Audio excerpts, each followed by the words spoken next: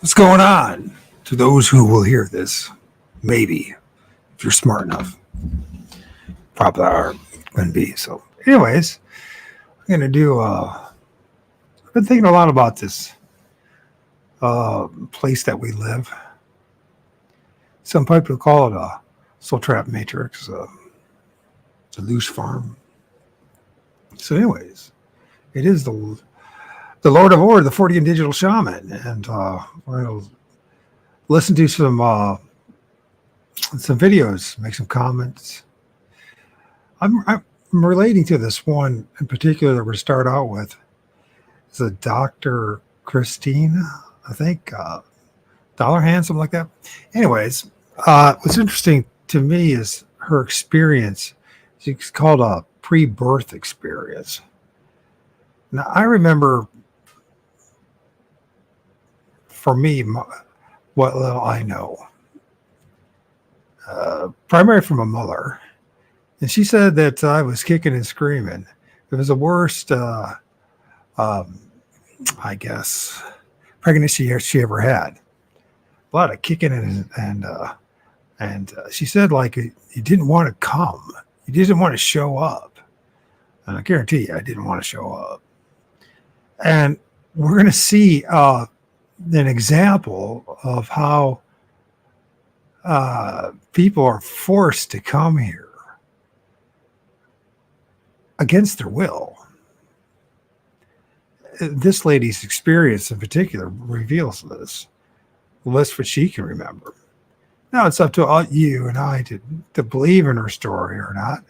But as someone who's a doctor, I don't know why she would jeopardize her career by sharing her experience with everyone else. So yeah, we're going to play 2 parts and then make some comments about it. But I can relate to it. I don't know about you. And I've heard a lot of people say that I've made an agreement to come here. Now, I don't think so. You might have, but I don't think I made an agreement. There is no way in hell that I would agree to the existence that I've had and the experience that I've had. No way. Endless disappointment, heartache, frustration, pain, suffering. That's just my own personal experience. Now think about the billions of people right now, and many of them having even worse experience than I am having at the present time. Now think of all the billions prior to us. And it's just, people say there's 8 billion people on Earth. Well, if you put all the math and just do a little bit of math, you realize there are a high probability of hundreds of billions of people. It's souls that were trapped and sucked into these meat suits and go through the suffering and pain. So we'll listen to this, and then we'll talk about some of the points that she brings up about she tried to a bargain with something that she perceived to be a male, a tall male, but it was perception. There's so many things to talk about. Anyways, with that, I'll just get going with this. Since there ain't nobody here anyways, as usual. So hi, my name is Dr. Christine Dollahan, and I had a pre-birth experience. So the earliest memory I have is walking through this spiritual dimension. I can't explain it in any other way. It was sort of concrete, but it wasn't. So there was a lot of energy, a lot of color, and a lot of almost like clouds around me. The color was sort of bright, like pink and very warm colors, like pink, white, and it was very warm, and it was very beautiful there. It was just so beautiful. I mean, I had not a care in the world. I felt at ease. And I remember seeing sort of buildings, is what I could describe them in human terms, in the background. And what I perceived was that those buildings were training buildings. Those were buildings that souls were kind of training and getting ready for their lifetime on planet Earth. And so they were making their plans for their lifetimes. They were studying spiritual topics, and they were getting ready. So it was almost like a boot camp or like a camp. And I had come from that, and I was what I can only describe as like walking down a path, but it wasn't a path in human terms. Okay. It was more like, less concrete. And I was communicating with somebody next to me who was a spiritual mentor. That's how I can describe him. He was like a very highly evolved spiritual being right next to me, and he was floating next to me or walking next to me. He was sort of tall. I remember him sort of having like darker robes on, but very loving being, but not a being that incarnates on planet Earth anymore. It was more of a being that had kind of evolved and was now helping beings like me, get through their karma, get through their life stuff, get through everything. And so we were walking, and the way we were communicating was via our minds. So we were telepathically communicating, and at the same time that he was communicating with me, I was really communicating with higher consciousness, God, or whatever else, and I was getting spiritual downloads and spiritual sort of truths about who we truly are in our nature at the same time. And so at some point, I remember kind of getting this feeling of like, oh no, now we're getting close. Now it's almost time for me to go. And I was getting very anxious. And when I say it wasn't me as a person, it was more like my essence. I perceived myself as like a ball of energy, almost like a lightful being. That's also how I kind of saw myself, was just this like lightful cloak around me. And so we were walking, getting very anxious, and I started bargaining with him, and that's how he presented himself as a male. But there was sort of this understanding that that was just his preference to me. He could be male or female or anything really. I just perceived him as male, and I was kind of asking him in my mind. I said, "Do I really have to go?" And I had this sort of dread of like, oh man, I've been through this so many times, and I know what it's like down there, and I know how hard it is down there, and I really don't want to leave this beautiful, just blissful space. Like, I just wanted to stay here because it's very restful and very beautiful and up there. I mean, you don't have a care in the world there. And he was like, well, we discussed this many times now. You need to go another time. And I said, well, can this at least be my last time? Like, do I really need to go another time? And he was like, well, it's really up to you. I mean, if you do everything that you've decided to accomplish on planet Earth, then, maybe this, he was like, it's probably not going to be your last time, but you could potentially skip over a couple of lifetimes and take a shortcut. And I remember in my essence and in my soul thinking at that time, like, that's what I want to do. I just want to power through this lifetime because I don't want to have to go back there again. And before we knew it, we were at this, what I can only describe as almost like a helicopter hub. So it was round, and it was like a vortex, and it was swirling in the middle. And I was standing in the edge of it, and I could see and perceive other souls standing with their mentors there as well, who had brought them there too. And it was very clear to me that those souls were born too. I mean, at that time, I didn't have that concept of I'm being born, but it was sort of clear to me that those souls were departing too, and that they had gone there to say goodbye to the spiritual realm. And so I was standing there with him, and I was still bargaining, and I was like, I really don't want to have to go.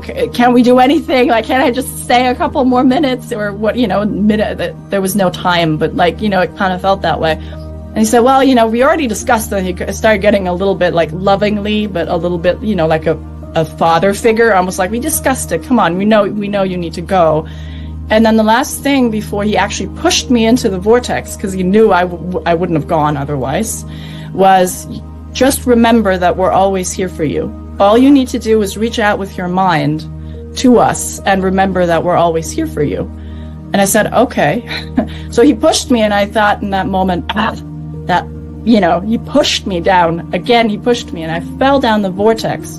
And so it was like the tunnel, but in reverse. So the tunnel that a lot of people see in their near-death experiences is what I fell through, but in reverse, almost like a two-way street. And I remember falling through the tunnel, and it was a sensation of being sucked into darkness, and thinking like, I remember this from the times I was dying before, and then there was this point where suddenly I was sucked into this dimension, and I slammed into my body. I remember literally like slamming into my body, taking a breath, and then just thinking, here we go again. And being just completely exhausted. Landing in my body was awful. It was just like this really like harsh, like rough, I was like literally slammed. It was like I was slammed into a wall. There was a lot of pain. It was cold. It was bright. And it was just, the thought was just, here I go again. And then after that, I kind of fell into just this, like not amnesia, but like, just, I was unconscious. I was passed out. And my mom will tell you that on the other side, I was actually 2 weeks late. So I was so late that the doctors were really concerned that I might not be making it, that I might actually be a stillbirth, which I think is why my on the spiritual side, I was pushed, right? Because otherwise I probably wouldn't have made it into this body in this life. All right. Yeah, isn't that lovely? Isn't that lovely? First of all, the music is really twisted. I don't know how you see it or hear it, but everything she just described, and you have this la dee dee dee da music, and you're just like, seriously? This doesn't sound like some wonderful experience being slammed into the body, right? So this gal, she's the doctor, and she is describing the pre-birth experience, right? The screwed up music.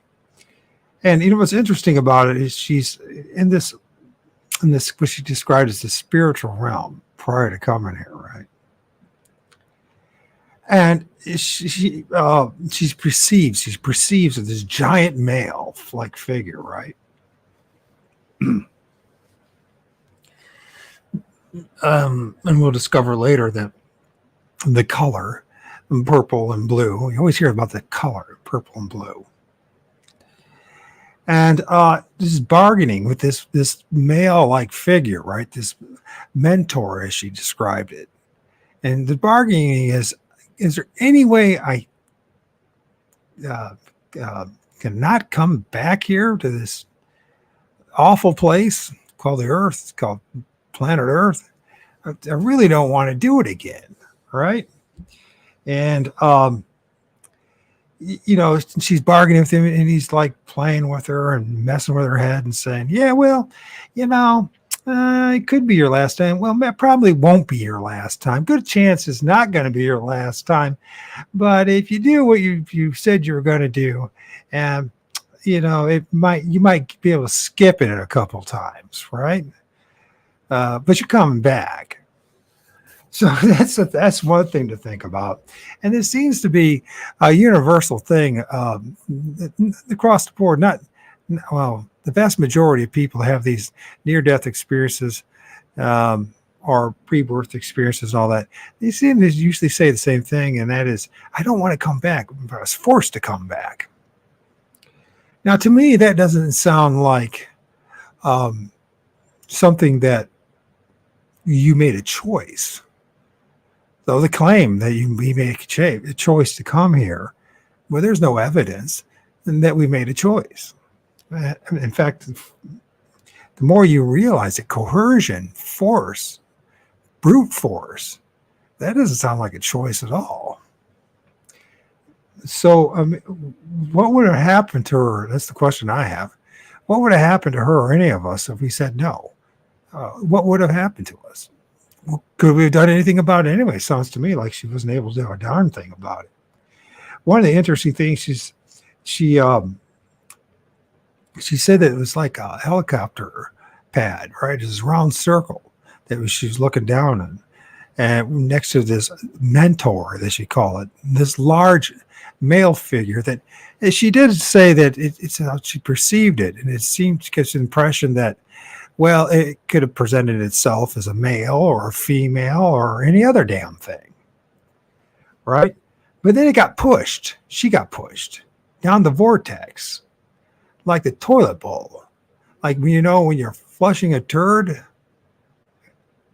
Think about what I'm saying here. She got pushed down. And by the way, there was other of these poor souls that are standing around the helicopter looking pad, the vortex, this hole, waiting for their unfortunate trip. She talks about how when they were walking, she said it was like a path, but it wasn't really a path, and they weren't really walking. They were more like floating. Now, it's interesting, those of us who have heard of, say, researching Bigfoot, and people to describe Bigfoot floating across the ground, not really walking. I wonder if there's any correlation with that. That's because she kept on emphasizing the fact that she did not want to go. And that the place where she was at was so tranquil and peaceful. She described it as full of energy and color and clouds. She described it as the spiritual realm. But the spiritual realm had these training centers and buildings. All right? Now think about that. Indoctrination camps. Yeah. And she said it was an awful experience. But we're going to go over this again. There's part 2. She's in a different short interviews describing the same thing. But I want you to think about what I'm saying. Anybody of you that have the capacity to do so.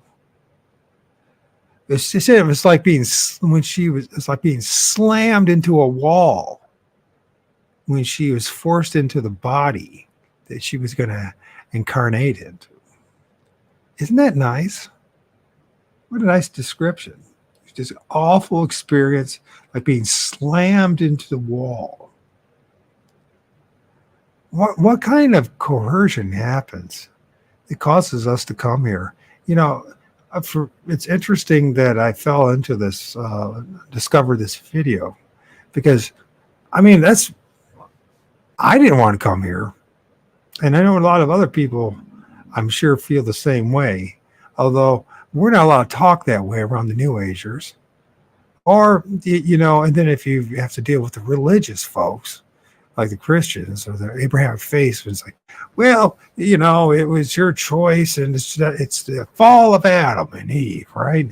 Fall of man, right? But the fact of the matter is, this gal, she describes how she was coerced, physically forced, deceived by a large human-like being, male-like being, that she perceived that they could change shapes, like shapeshifter, and that down the vortex. Wasn't that a beautiful thing? So this was part 2 of this. I remember that there were sort of kind of buildings to what I would call my physical body, my left. And I remember that those buildings, I had a keen sense that these buildings were preparation buildings for other souls to prepare themselves to go back into different lifetimes and different dimensions. And I had come from these buildings. I was ready to go back into another lifetime, even though I was very reluctant. I really didn't want to, because I knew what was going to happen here on planet Earth. I kind of had a sense. I had a sense that I had been here many, many, many, many, many times, and that it was a really hard place to be in. But I also had a sense that I really needed to go to this space, that there was a purpose for this. And so what I can say is that I was walking, but I wasn't. Okay, so everything that I'm explaining to you, I'm trying to put into human terms.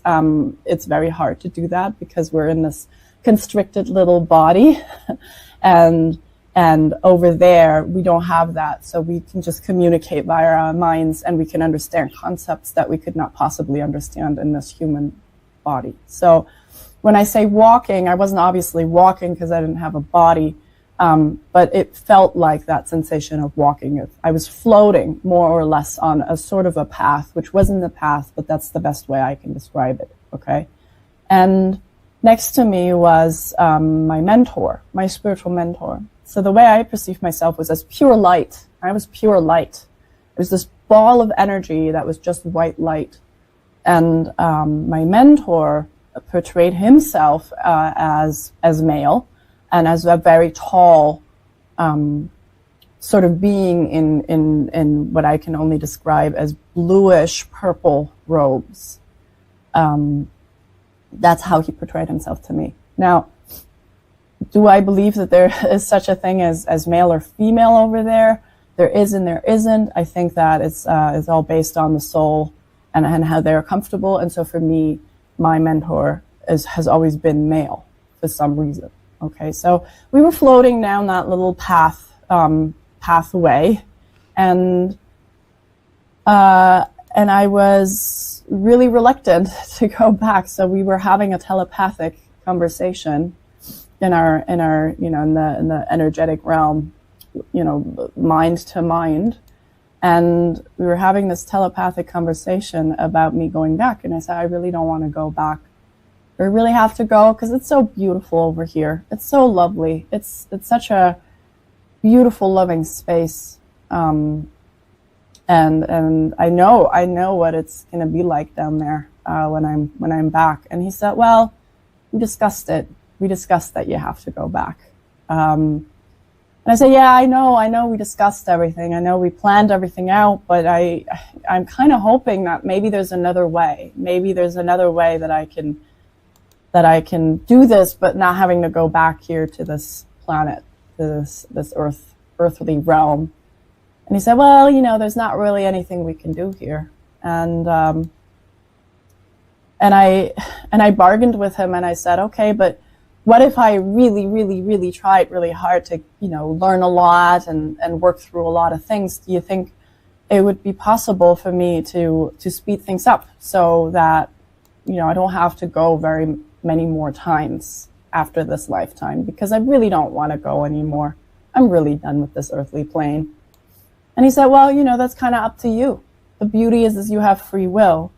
It's really up to you. You can decide what you want to do, and you can decide, how quickly you want to speed through this. And at the end of this journey into this lifetime, we can see, and maybe you've surpassed, what we set up for this lifetime, and maybe we can figure out, what the next step is and how many more times you have to go. And that was satisfying enough. I remember thinking to myself, what I can only perceive as thinking, I'm going to do my very best. I'm going to speed through this lifetime. I'm going to try to do as much as I can so that I don't need to come back that many more times. That was really burned into my consciousness there, right then and there. I also had a sense of like a godly presence that was divine presence that was sort of just downloading spiritual knowledge to me at rapid speeds into my consciousness, into that ball of energy that I perceived myself to be. So we walk down this, what I could only describe as path, and we come to this place that I can only describe as almost like a helicopter pad, okay? It was a round place, and it was swirling. So it was like a vortex, okay? It was swirling down. And I was standing at the edge of it with my mentor to my right. And I perceived other souls standing around this vortex. I perceived at least 2 or 3 other souls that were standing there also ready to depart into their respective lifetimes. I could not kind of figure out, though, what they were talking about. Okay, they were communicating telepathically as well, I'm sure, because it wasn't important to my evolution.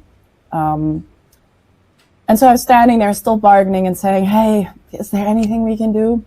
Can we just, I really don't want to go. And there was a really kind of bittersweet pain that I felt in that moment. Pain, not obviously in human terms again, but just kind of this like, I really don't want to go. I'm going to miss you. And the last thing my mentor said before he pushed me into the vortex, which I wasn't too happy about, was, you have to go now, because otherwise this lifetime's going to bomb. You have to go now. And we'll always be there. We're always here. You just have to reach out in your mind to us. The veil between us is just an illusion. You've worked through that in other lifetimes, and now you know it. So just reach out to us and we'll be there.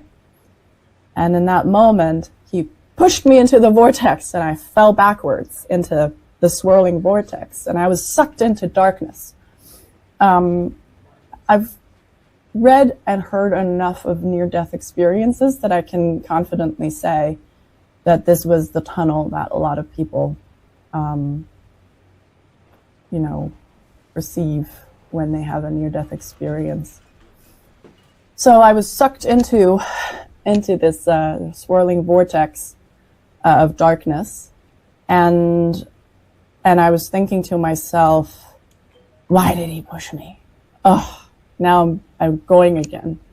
And so I was falling into the vortex, and there was a changing point where suddenly I came out and it was very bright light and I was slammed into my body. It was, I could not describe it any differently, but a slamming. It was painful, it was cold, it was hard, it was disgusting, honestly. It was disgusting.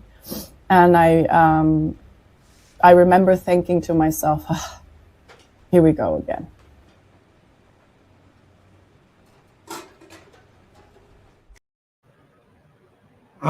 Here we go again, huh? Jeez. It was painful. It was disgusting. Well, it says that this entity, this being, this spiritual mentor, says you can reach out to him. So I'm thinking, and I'm going to say it verbally, you're a piece of shit. Mentor, spiritual mentor, whatever the hell you are, you're a piece of shit. And the rest of you are a piece of shit. You forced her, you forced me, you forced all of us to come here, didn't you? You're a piece of crap. Yeah, that's what I'm going to say to you. You deceived this poor gal. You deceived billions of other people. Hey, man. What's up, John, if you're still there? You deceived billions of other people. She said of this bittersweet pain she felt there as the giant illusion of a man is getting ready to push her into the vortex, the toilet bowl flush, down the toilet to flush to experience nothing but pain and suffering. Isn't that great? There are no lessons to be learned here. If you have multiple these life experiences and you don't remember any of the previous lives, there's no lessons to be learned. So then what is the purpose for us being here? You see, you can't build upon it. You don't know what your previous lives were, and their totality. So what did you learn? What did any of us learn? What are any of us learning here now? This woman seems like a pretty intelligent gal. She's a doctor. She seems pretty stable. And they said, always will be there for you. So I'm going to, hey, let's talk to these spiritual mentors for a while, right? These ascended masters, these spirits, these angels.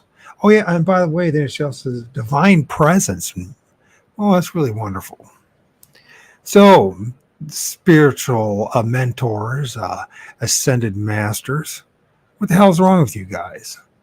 If you are offering something so wonderful, why do you have to coerce, force people to come down here? Sounds to me like this is a prison sentence. Like we're in a giant concentration camp. Like that we really are in a Loosh farm. What is the advantage of us coming here? Seriously, in the physical. We forget everything. Everything's forgotten. Everything. Except for little glimpses. Just little glimpses, memories of what it must have been like. Or what it is like on the other side. So you think about how cruel it is that you go to the other side and you feel this joy, this peace, this wonderful experience, right? You don't want to leave. Well, why is that? And then you come here because this place sucks. It genuinely sucks for most of us. At some point in your life, it hasn't sucked yet. It will. And what's the point of it all? The only thing that I can see clearly that there's is just suffering, pain, and anguish, frustration. Those are things, and we're just supposed to learn to endure it, accept it. Is that the lesson? Maybe Bob Monroe was right when he was talking about the fact that our whole purpose here is just to produce Loosh for these other archonic forces, these beings, these what people want to call angels. By the way, if you really seriously study like angels, for instance, what comes out of the Bible, nothing good ever happens when an angel shows up. Never once. Never. So, yeah, I mean, just think about that. She says that she described herself as a ball of light, of energy. All right? That she was like of this, a pure light. It's a pure essence, a pure being. And yet it was deceived. They have these, she talks about these buildings, these training centers. Kind of like, well, it is. This is exactly what you find in concentration camps and what you find in this life. We all live in a giant reduction camp, whether people realize that. It's overwhelming evidence. Oh, free will, it talks about. Free will. You have free will here. You don't have free will here. No, you don't have, you do not have a choice of where you're at, who your family is, who your neighbors are, who your friends are, what the things that are going to be thrown your way. You don't. I guess the only free will you might have is how tough are you? I mean, how much can you endure it, right? With a smile on your face. This place is sick. And whatever sent us here and whatever's involved with this, whatever these entities are, they're even sicker. So as far as I'm concerned, when it comes to these ascended masters, these spirits, these angels, you all suck. You're the worst of the worst that there it can possibly be out there. And I have no respect for any of them. Let's go down to the next one. I'm going to start with this a series, and it's about it's a four or five parts, and it's good. Check this out. I remember that there were sort of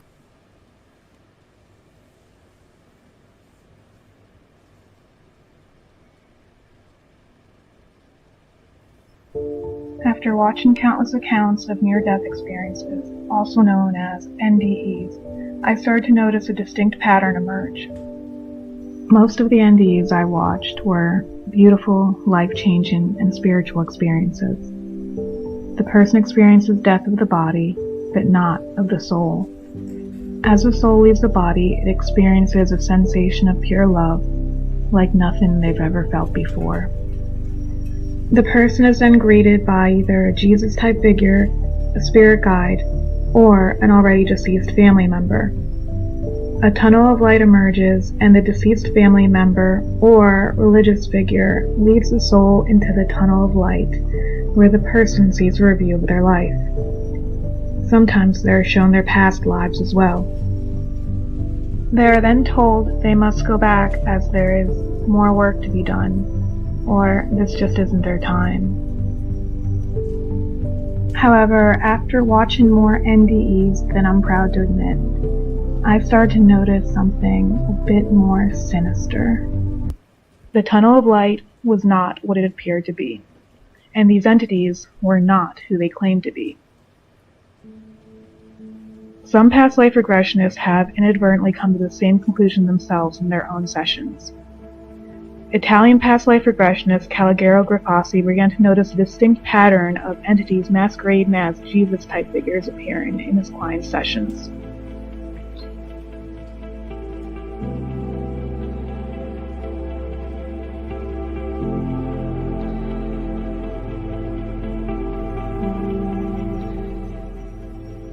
Past life regressionists Tina Dodd and Karen Barkwan said the following: I'm a regressionist and spirit release practitioner.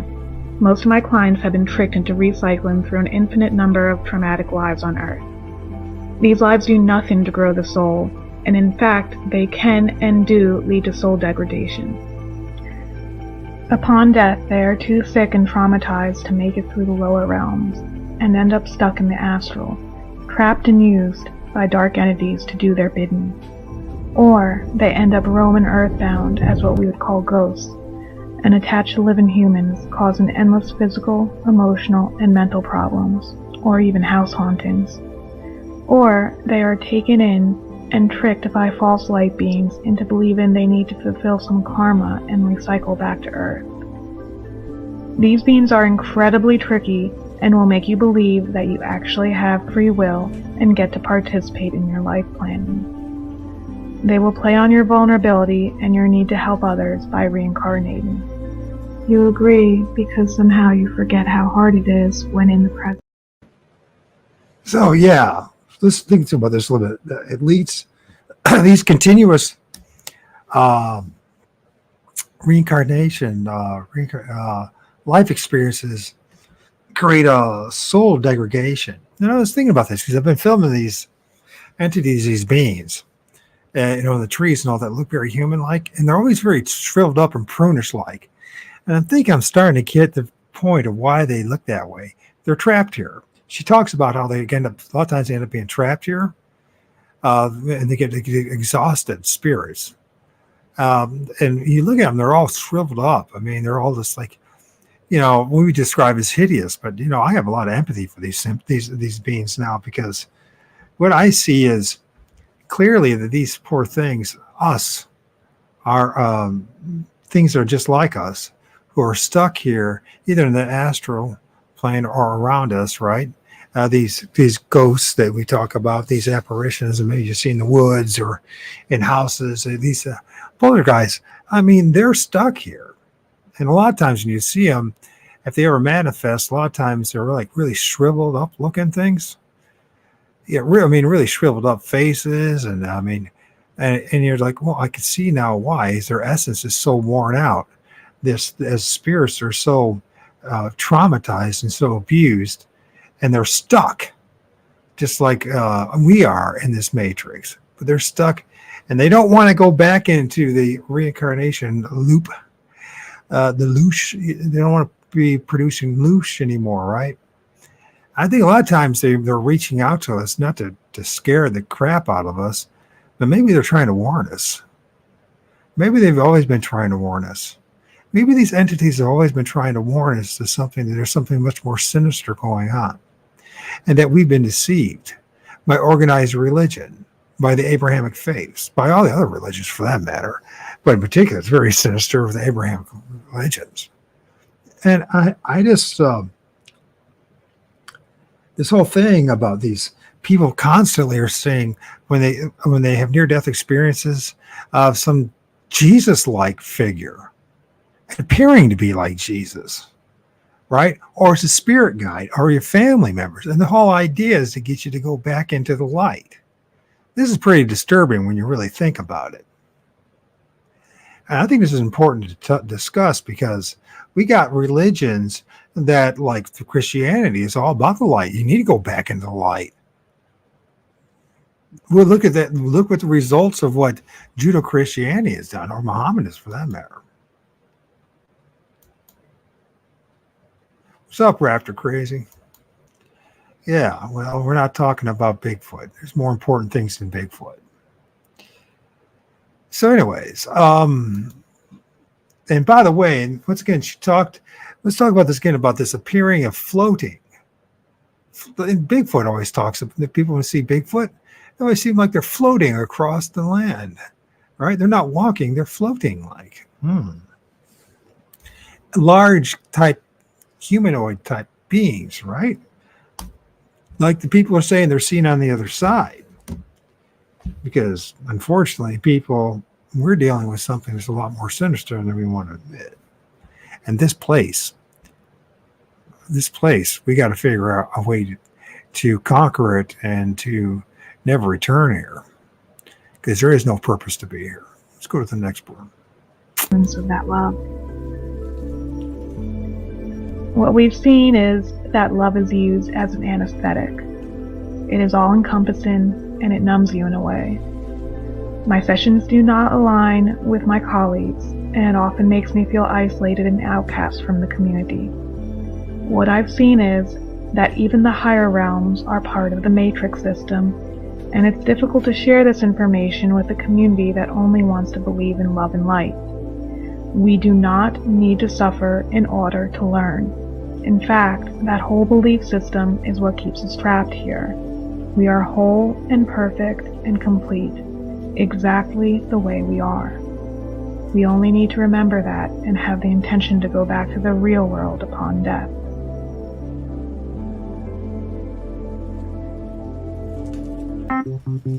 Many mainstream scientists now conclude that we are living in a simulation. Well, the argument for the simulation, I think, is quite strong.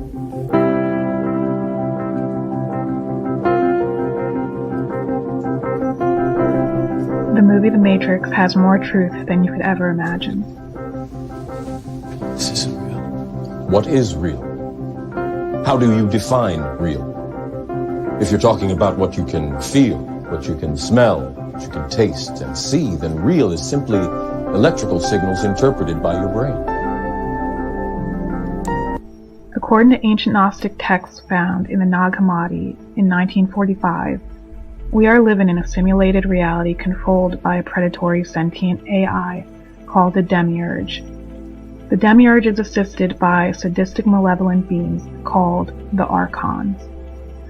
Archons are also known as demons in Christianity and jinn in Islam.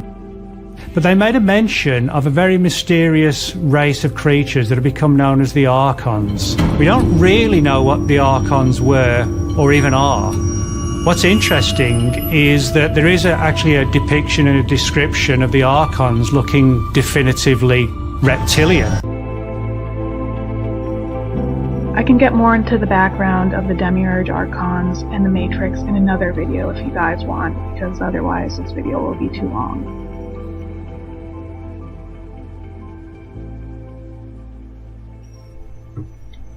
In the days or weeks prior to death, a person who is about to die will often start to experience what are known as deathbed visions.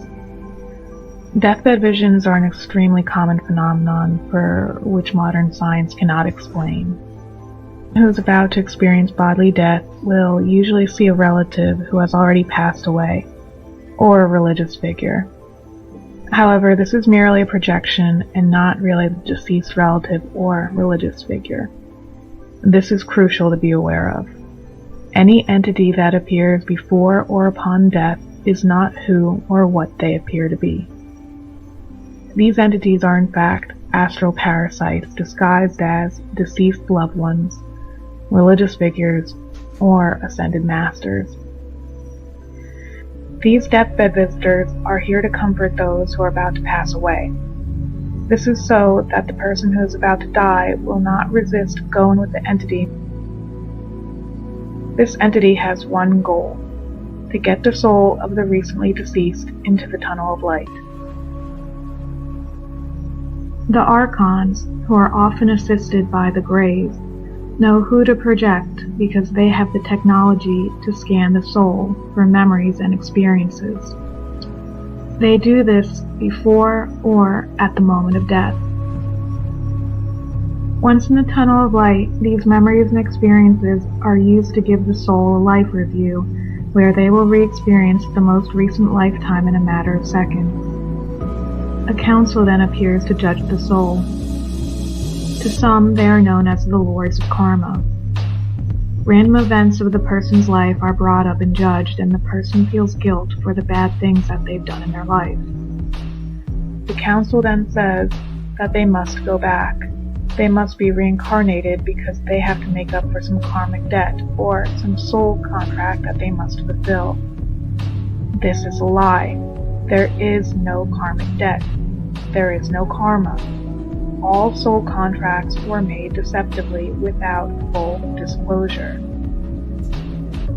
The truth is, no matter how well you lived your life, no matter how moral you were, you will still be told that you must go back. There are more lessons for you to learn, you will be told. Once you are in the tunnel of light, you will not be able to leave. After you are judged, you will have your memory forcibly erased, and you will be reincarnated into a newborn baby. This is how the trap works. This is how they continually recycle souls and keep us trapped in the reincarnation cycle. Ask yourself, if Earth is a school and we are here to quote-unquote learn lessons, then why is it that our memory is constantly being wiped? How can one learn lessons if they have no memory of what lesson must be learned from their previous lives? I think this is pointless. We're trapped in a warped version of Nietzsche's eternal recurrence. Oh, cool. More philosophy. That'll help us. Well, don't you see the problem? We are experiencing karma, but we can't learn from our mistakes because our memories keep getting erased. It's an epistemological nightmare. Common sense will tell you that the only way you can learn is by remembering. And this is why any New Ager that says Earth is a school is being deceived by the very parasitic entities that created the system. New Agers will channel entities without having any idea who or what they are channeling. Do you trust every person you meet? Of course you don't. You use discernment. But for some reason, this same discernment is not used when channeling entities, even though that's when discernment is needed more than ever, since these entities can very easily disguise themselves as beings of light or ascended masters. And no, simply asking if the entity really is who they say they are is not enough. And just like people can lie, so can entities. Why do these beings want us to endlessly reincarnate? The reason is simple. It's because we are food to them. We are used as cattle. Just like we farm animals for food, they farm us humans for food. They feed off of our negative energy. This negative energy is also known as Loosh. Loosh is a term coined by Robert Monroe that describes the negative emotions that we feel that these parasitic entities feed off of. This is why the news is filled with nothing but fear. This is the point of war. It's all to generate Loosh energy, all to keep us in a constant state of fear and stress. Just like in the movie Monsters, Inc., the monsters fed off of the fear of the children. This is what parasitic entities do with us.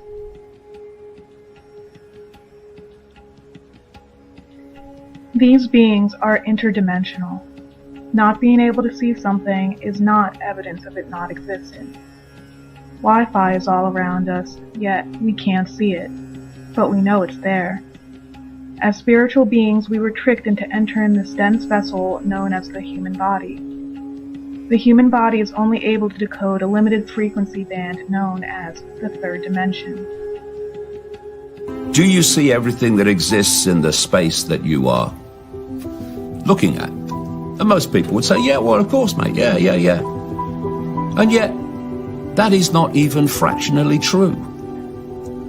According to mainstream science, the electromagnetic spectrum is 0.005% of what exists in the universe, in energy and other forms.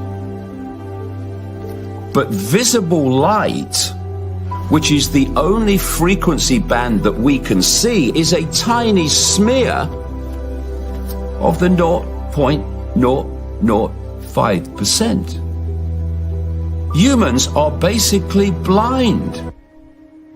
Atoms are 99.999% empty space. Everything is made up of atoms, meaning nothing in this reality is physical, meaning you are not physical. Yet we treat this world like it's a physical world, even though it's not. Near-death experiences are for public consumption. These parasitic entities know that the person who has had an NDE will go back and tell everyone around them about the experience. This consequently encourages others to go into the tunnel of light upon. All right. No, we're not going to be talking about the Book of Enoch today. I've already done stuff like that before in the past. The Book of Enoch is not really reliable. So anyways, the fact that some of the interesting things that she brought up there, Nietzsche's eternal occurrence, even he recognized something that was going on. Talks about stuff like the lords of karma, soul contracts that turned out to be nothing but deception. There is no lords of karma. It's a big lie. You see, karma's not real either. If karma was real, how's come the people that are the worst of the worst are the ones that always continually are the ones in charge and benefit and grow the most and benefit the most from being in this place? Karma is not real. This whole thing about Loosh too that she brings up about the negativity. Well, the purest form of Loosh turns out to be love. She didn't bring that up. And that's something to think about. That's at least coming from Bob Monroe. And that the purest form of Loosh, that these entities, archonic forces, these spirits feed upon, is actually love. And usually without that love comes a whole lot of heartache and pain. These entities, these archonic forces, these beings, interdimensional beings, are like parasitic entities that feed off our pain and suffering and our emotions, whether positive or negative. The New Age deception, one of the big New Age deceptions is the whole thing about soul contracts, that we make some kind of agreements on the other side. There's no evidence that we have. I know I didn't make no agreement. There's no way in hell I'd make the agreement that I made, that I've gone through. My life has been brutal, and mine is not unique.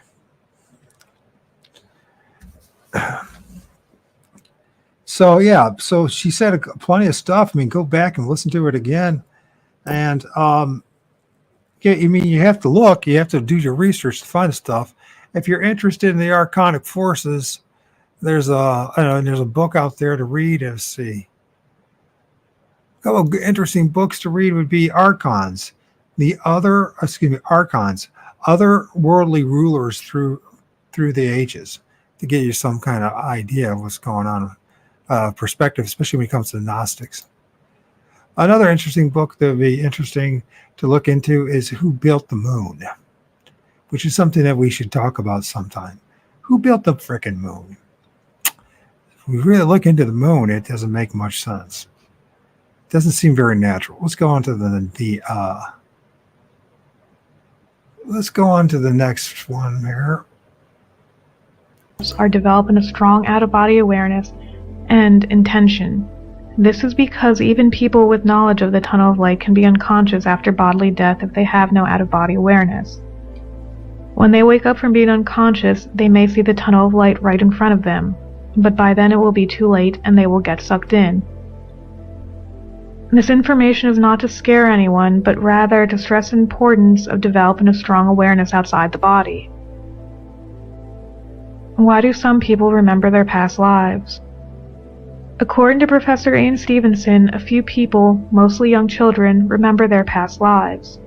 These children usually end up forgetting these past lives as they grow older, usually completely forgetting everything around the time they turn 10 years old, oftentimes even younger. From what I've found, when this happens, it's usually because the memory wipe didn't fully wipe their memories. There are also a few adults who can recall their past lives as well, however, this is rare.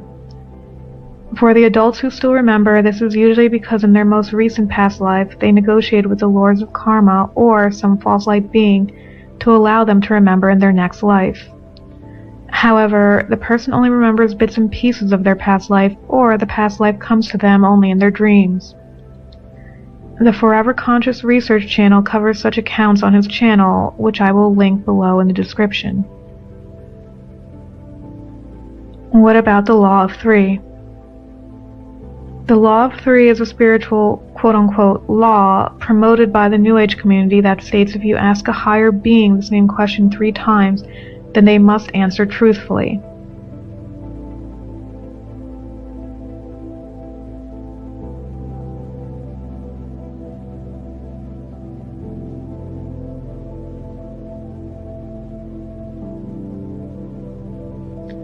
However, this law makes the assumption that the entity you are communicating with is a higher being to begin with, when in reality there is no way of knowing.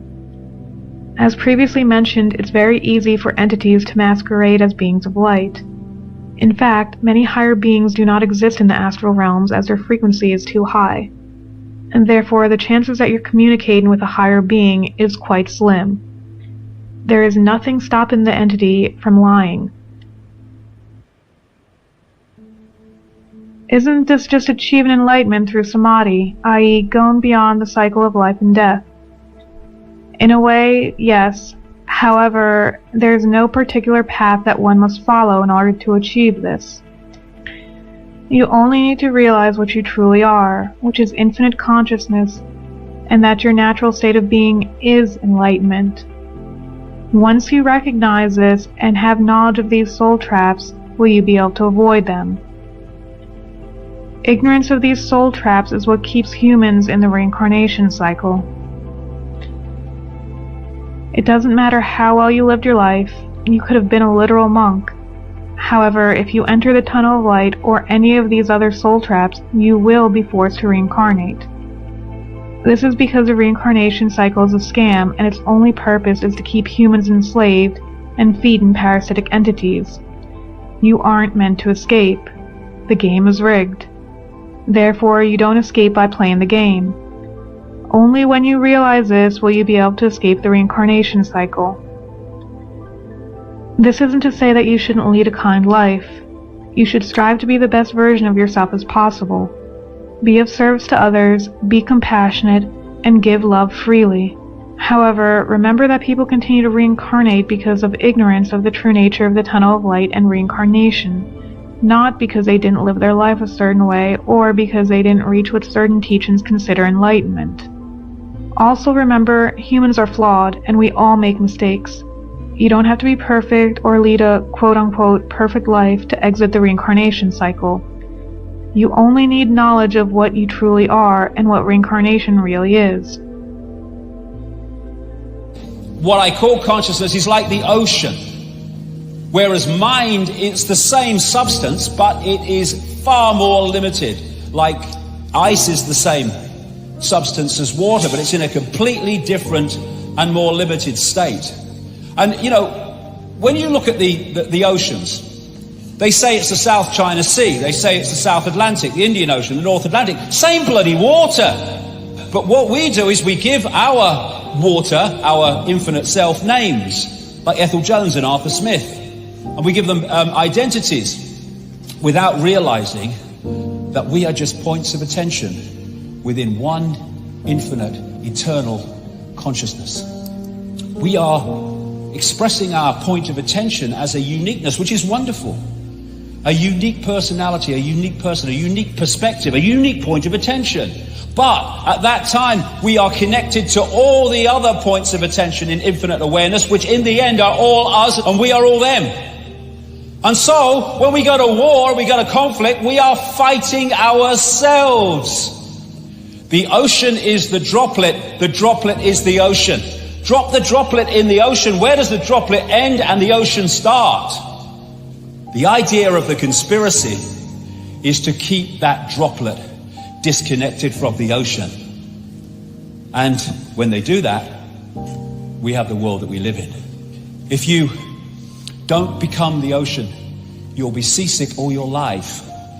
And so many people feel this ache, this sense of disconnection, this sense of longing that they can't put words to, because one part of them, one one level of them knows that we're all one. Everything is all one. It's an ocean. We are a point of attention, but we are the ocean. My God, that's what we are. We're the freaking ocean of infinite consciousness. What a job they've done to persuade us we're Ethel from the store. Near-death experiences, the common themes of what they say is incredible. How they leave the body and suddenly past, present and future are all happening at the same time, in the same moment. How they have multiple levels of awareness at the same time. In the body they had one level of awareness, because the body focuses us in these frequencies, locks us in like a computer. The fear of death comes from the ignorance of life.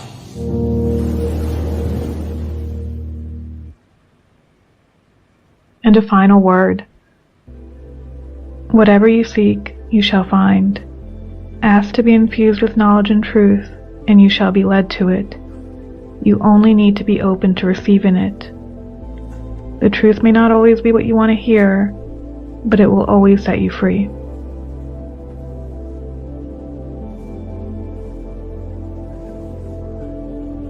Well, that's all for this video. I hope you guys found it helpful.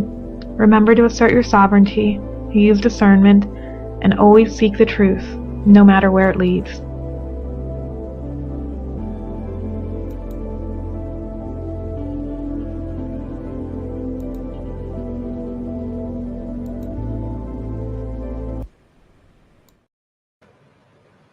All right. Wes Henry is a good guy to follow. Of course, you're going to have to go to BitChute or his website, because, you know, YouTube censors everything. Eventually, these channels will be taken down too. Eventually, as usual. Anyways, so one of the things that's interesting is the drop of water is as the ocean is the drop of water, and that is that this thing of oneness.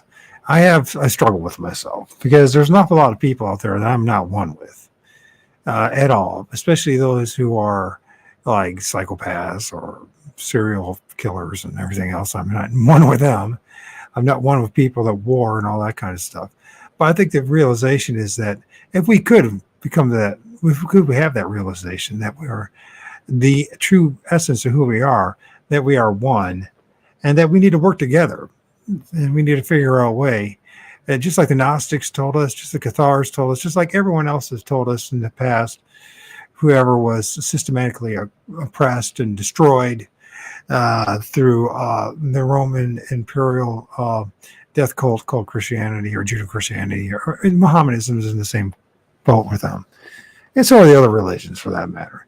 But ultimately, those people that realize that we are in a soul trap, in some kind of, we've been deceived into coming here, and that there is no lessons, and that we need to learn to figure out a way not to come back. So she's going to talk about now some of the ways that she sees how not to come back. It's interesting about this whole thing about astral projecting and leaving the body and having these out-of-body experiences.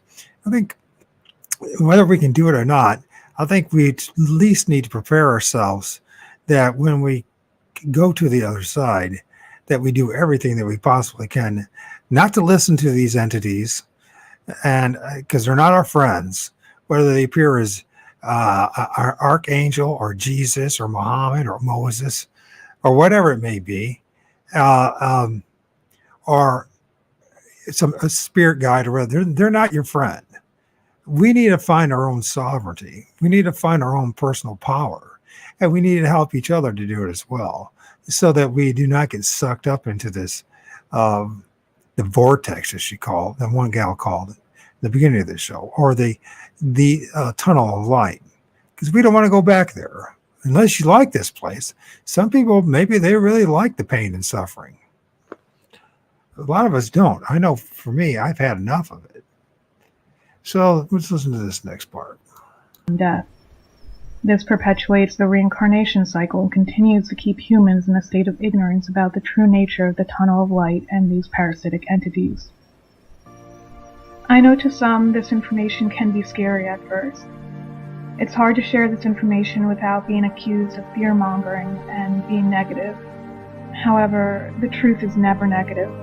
The truth is empowering. The truth will set you free. Once humans know the truth, we can finally be free at last! Free at last! Thank God Almighty! We are free at last!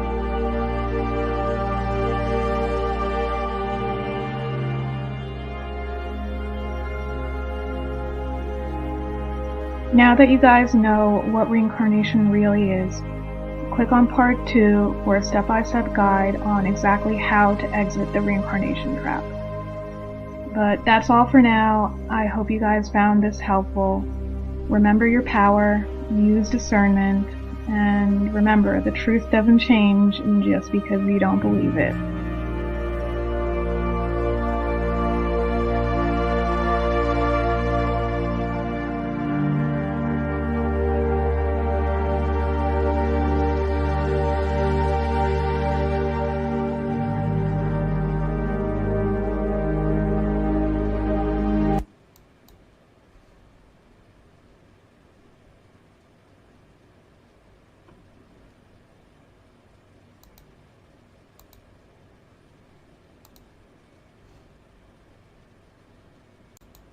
This video is dedicated to all the awakened souls who frequently visit the astral afterlife. Without you, this information would not be available. In this video, I'm going to tell you exactly what to do to exit the reincarnation cycle. But first, if you don't know what the reincarnation cycle really is, please watch my video, Reincarnation is a Trap, The True Purpose of the Tunnel of Light. The link is in the description. So, let's begin. Step 1. Know what you really are. When you take away this dense vessel we call the human body, what we are left with is pure awareness. We are simply a state of being aware. This state of awareness is a powerful creator God that originated directly from Source, the source of all creation, the real universe.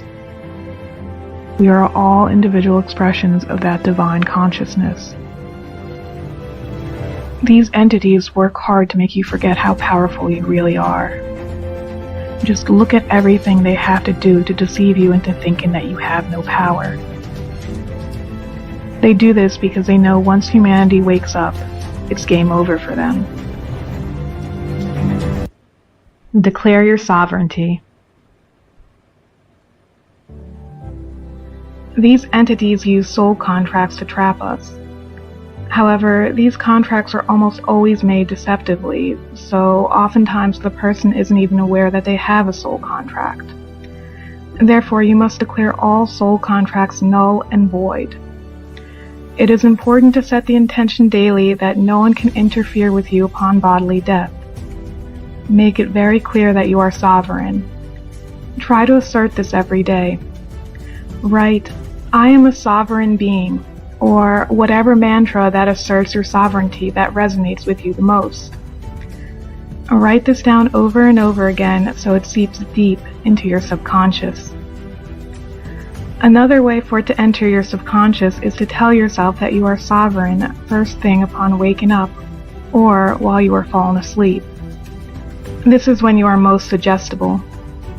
Visualize an impenetrable force field that surrounds you.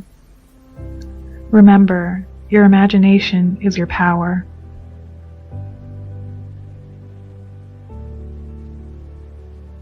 No gods, no masters.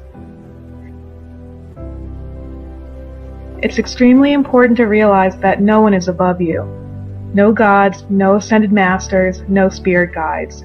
You are the powerful creator God.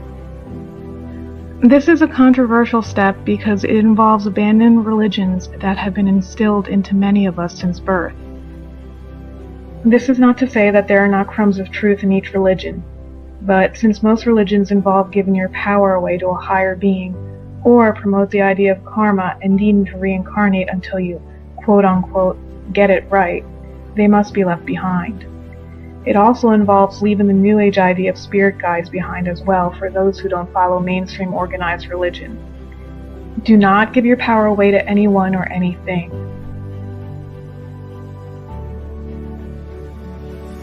Develop a strong out-of-body awareness. It is absolutely necessary to develop a strong out-of-body awareness. You must familiarize yourself with the dreamlike state of the astral realms to avoid being manipulated. To do this, it is necessary to practice one of the following: astral projection, lucid dreaming, or deep meditation. And this is so upon bodily death, you are fully aware of what is happening. Keep a dream journal and learn how to control your dreams. Upon waking, immediately write down your dreams before you forget them, even if you only remember fragments. Learn how to astral project. Going into the astral realm and familiarizing yourself with it will allow you to see how easy it is for these entities to appear as beings of light. Visualize yourself being in other places in detail. Visualize yourself flying. Nurture your imagination. Most importantly, these practices will enable you to remain lucid at the time of bodily death. Which leads us to the next step. Conquer your fear. Fear is a common control tactic of the Matrix. It's how the system controls us. People give their power away because of fear, with fear of death being the biggest source of that fear. Remember, there is no death. The body has an expiration, but your soul has eternity. Please note this video does not advocate or support suicide in any way.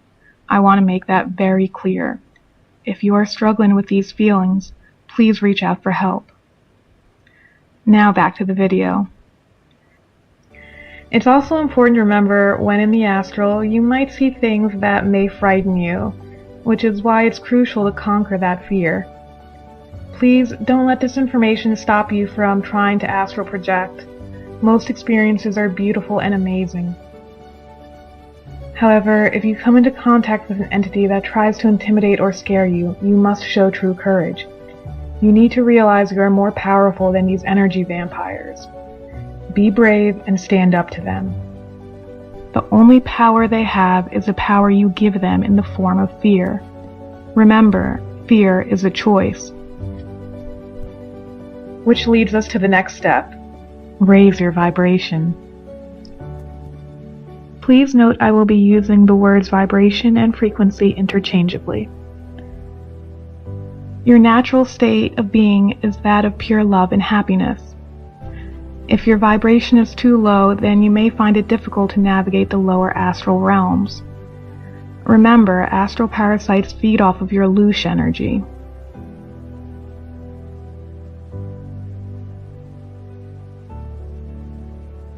There are many ways to raise your vibration. Here are some suggestions. Practice Qigong. Qigong helps circulate energy throughout your body and naturally raises your frequency. Meditate and practice mindfulness. You'll find you feel much more peaceful and full of joy. Laugh. Even if it feels forced at first, just start laughing. Spend time with your animal friends, especially cats. Cats naturally repel negative entities. Cats are also masters at astral projecting. Taking care of a cat will be mutually beneficial for the both of you. Not a big cat person? No worries. All domesticated furry friends will fill you with love and joy and lower stress levels. But please respect the sovereignty of wild animals that aren't used to being around humans, and always think about what is best for our animal friends. Limit your screen time. Humans weren't meant to be staring at a screen all day. Reduce the amount of time you spend watching TV or playing on your phone. You'll find that Limit your screen time. Oh my gosh. Let's go on to this. you'll be much happier overall. And these are just some suggestions, but there are so many ways to raise your vibration. If you guys are interested in a video on how to raise your vibration, let me know in the comments. Prepare for the love bomb.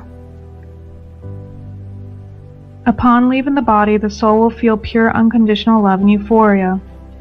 The reason for this is unknown, however, it may be because the heart chakra is fully open at the time of death, or because this is our natural state of being. Another theory is this feeling is artificially induced by the archons. Whatever the reason, in this state of pure bliss and love, the soul is easily manipulated. These parasitic entities take advantage of this feeling by luring you into their trap. Keep a level head, stay practical and logical, stand strong in your convictions, and immediately turn away from the entity in the false light tunnel. Remember, these beings have one goal, and one goal only, to get you into the tunnel of light. They will use every trick they have to get you to do so. Use your innate power as a creator being to teleport yourself out of there, or force yourself back down to Earth. If you find yourself being pulled towards the tunnel of light, do not move at all. Which brings us to our last step, intention. Without the intention of not going into the light, none of this is possible. You must fully intend to be sovereign. You must fully intend not to reincarnate. You must fully intend not to follow any entities into the tunnel of light. So set the intention right now that you will not be reincarnating and you will be the free soul that you were always meant to be. This seems self-evident, but it still needs to be said.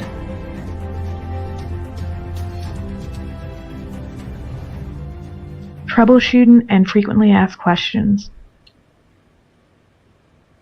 In this section, I'm going to go over some frequently asked questions I've seen asked and any other issues or soul traps you may encounter. This information comes from researchers Robert Monroe, Wes Penray, and first-hand accounts of those who have astrally traveled to the astral afterlife. I will also be linking relevant reading materials in the description below. Can you go into more detail on what happens after you enter the false light tunnel, aka the tunnel of light? Once you enter the false light tunnel, you are in what is known as the astral afterlife. Upon entering the astral afterlife, you immediately go to a facility known as a processing center to be registered. From there, you are judged by a council, sometimes known as the Lords of Karma. This council is usually made up of human sellouts who serve the archons. Please note that bodily death is different from near-death experiences. Since near-death experiences are propaganda for these entities in the false light tunnel, a softer approach is taken because they know the person will be going back. In these instances, guilt is a primary tool of manipulation. However, upon actual bodily death, the judgment is much more direct and the deceased human is openly judged by the council. The deceased human is still manipulated through guilt and lies about karma and karmic debt. However, they are much more forceful as they know the deceased human is not leaving. Once you are judged, you are allowed to roam the astral afterlife for a while before you are subjected to a brutal memory wipe and forced reincarnation.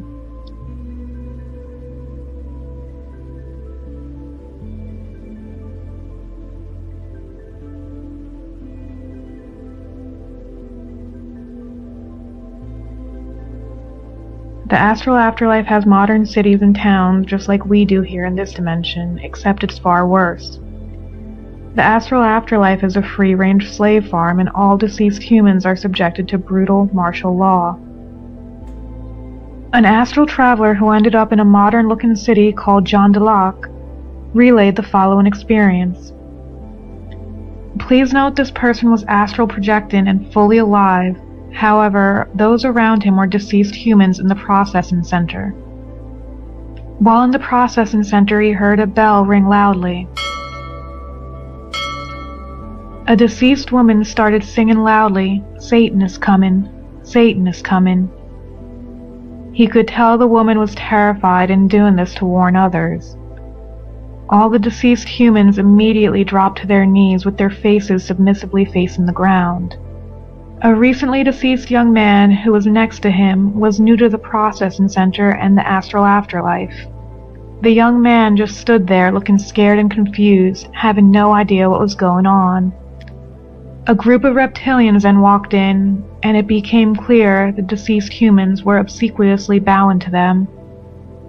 This experience is similar to an incident that researcher and pioneer in astral travel Robert Monroe had. Robert Monroe also described being in a modern-looking city during one of his travels in the astral realm. By his descriptions of the city, it is believed he was also in John DeLocke. He recounted the following horrifying experience. While in the city, he heard loud trumpets start playing, and immediately everyone around him lay face down on the ground with their shirts pulled up, exposing their torsos. A group of reptilians then entered the area. He was describing the astral afterlife. In both accounts, reptilians had entered the area, and humans submissively bowed to them. The soul net, aka frequency fence. According to the West Penry papers, there is a soul net or frequency fence that keeps souls from leaving the Matrix. This grid around the planet is designed to keep souls who don't go into the tunnel of light from leaving. Certain awakened individuals have been able to put holes in the frequency fence, making it possible to escape through these holes. However, these holes are constantly being repaired, so finding them can be tricky. I can do a whole video on the soul net theory if you guys are interested, just let me know in the comments. So, if I don't go into the tunnel of light, where do I end up? You have different options. You can force yourself back down to Earth and stay as a free-range ghost. However, you will still be in the simulated universe/matrix system. As a free-range ghost, you can stay on Earth if you choose, or you can look for the holes in the frequency fence, aka soul net, and escape through one of these holes. Wes Penray postulated that escaping through one of these holes leads to the real universe, where we are all originally from.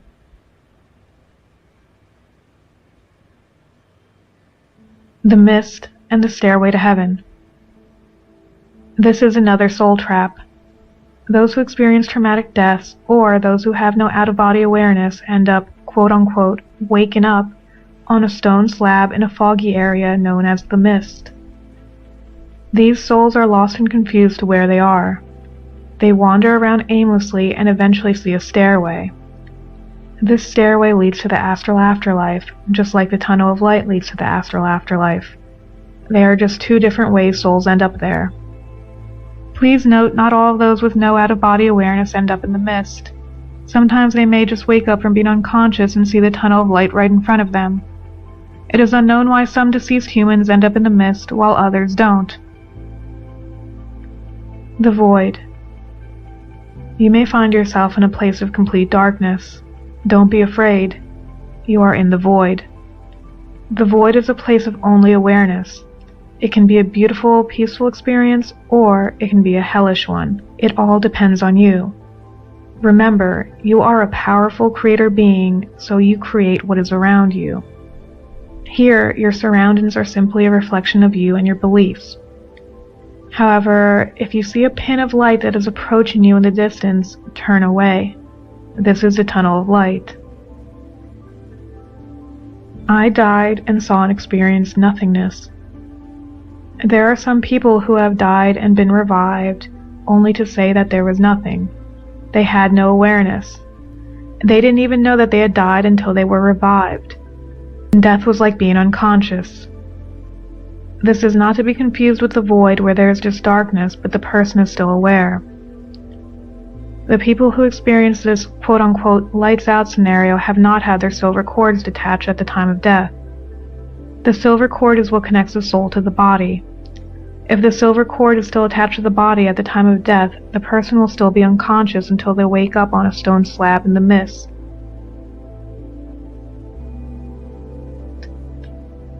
This occurs when people have no awareness outside the body. This is why it's extremely important to learn astral projection or lucid dreaming. All of the steps that I've outlined are important, but in my opinion, the two most important steps. Okay, I think that's all. There's not much more to the video. Anyways, yeah, Wes Penry. Look him up. I'll put it in there so you can look it up. Odds are you don't know who he is. So. took me a while. It takes time to research this stuff, right? I don't know. Maybe my job is simply to help others do all the work, and maybe you guys can follow it up from there, because I certainly don't want you to go through this. So, anyways, she talks about the net. What does she call that net again? The soul net or frequency net. Now, I had my lucid dream last year. See, this is what happened in my lucid dream. So it was very interesting because it was like at that turning point. And I remember this is like March. It had to be March last year, about a year ago, actually. And this is when I was just making the decision finally to let go of Christianity and organize a religion, right? But I still didn't want to let go of God or the Creator, right? Because I still have hope in the Creator. Where's Pendry? They scrubbed the Monroe. Let me see. I think they might have, man. I know. I don't use that stuff. You've come across some very interesting stuff, Mike. Thanks, man. Thank you, Julio. It's all connected. It really is all connected, right? So when I was having my lucid dream last year, and I was really intensely, it's like, God, I'm not giving up on you. Creator, I'm not giving up on you. I'm not giving up on you, right?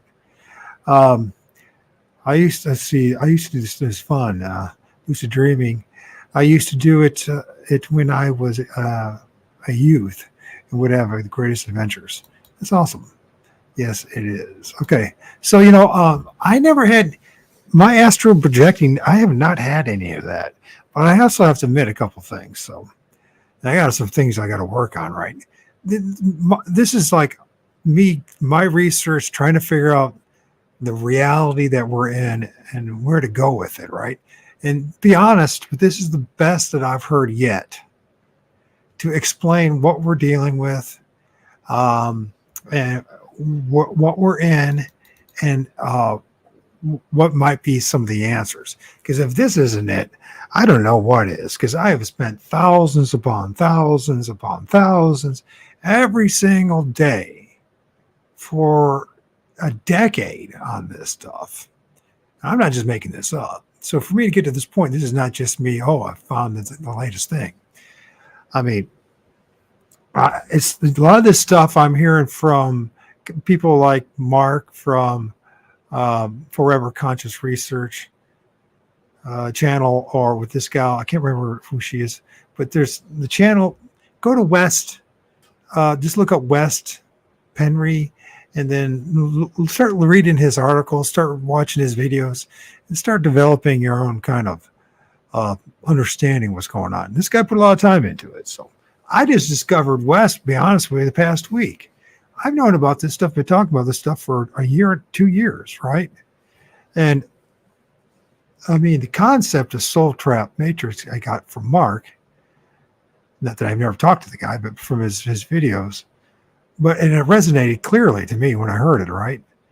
There's a lot of things that he says that I don't agree with, but who gives a shit? At the end of the day is we're all in the same trap. We're all in the same circumstance. So we got to figure out a way, if we can, not to come back here, right?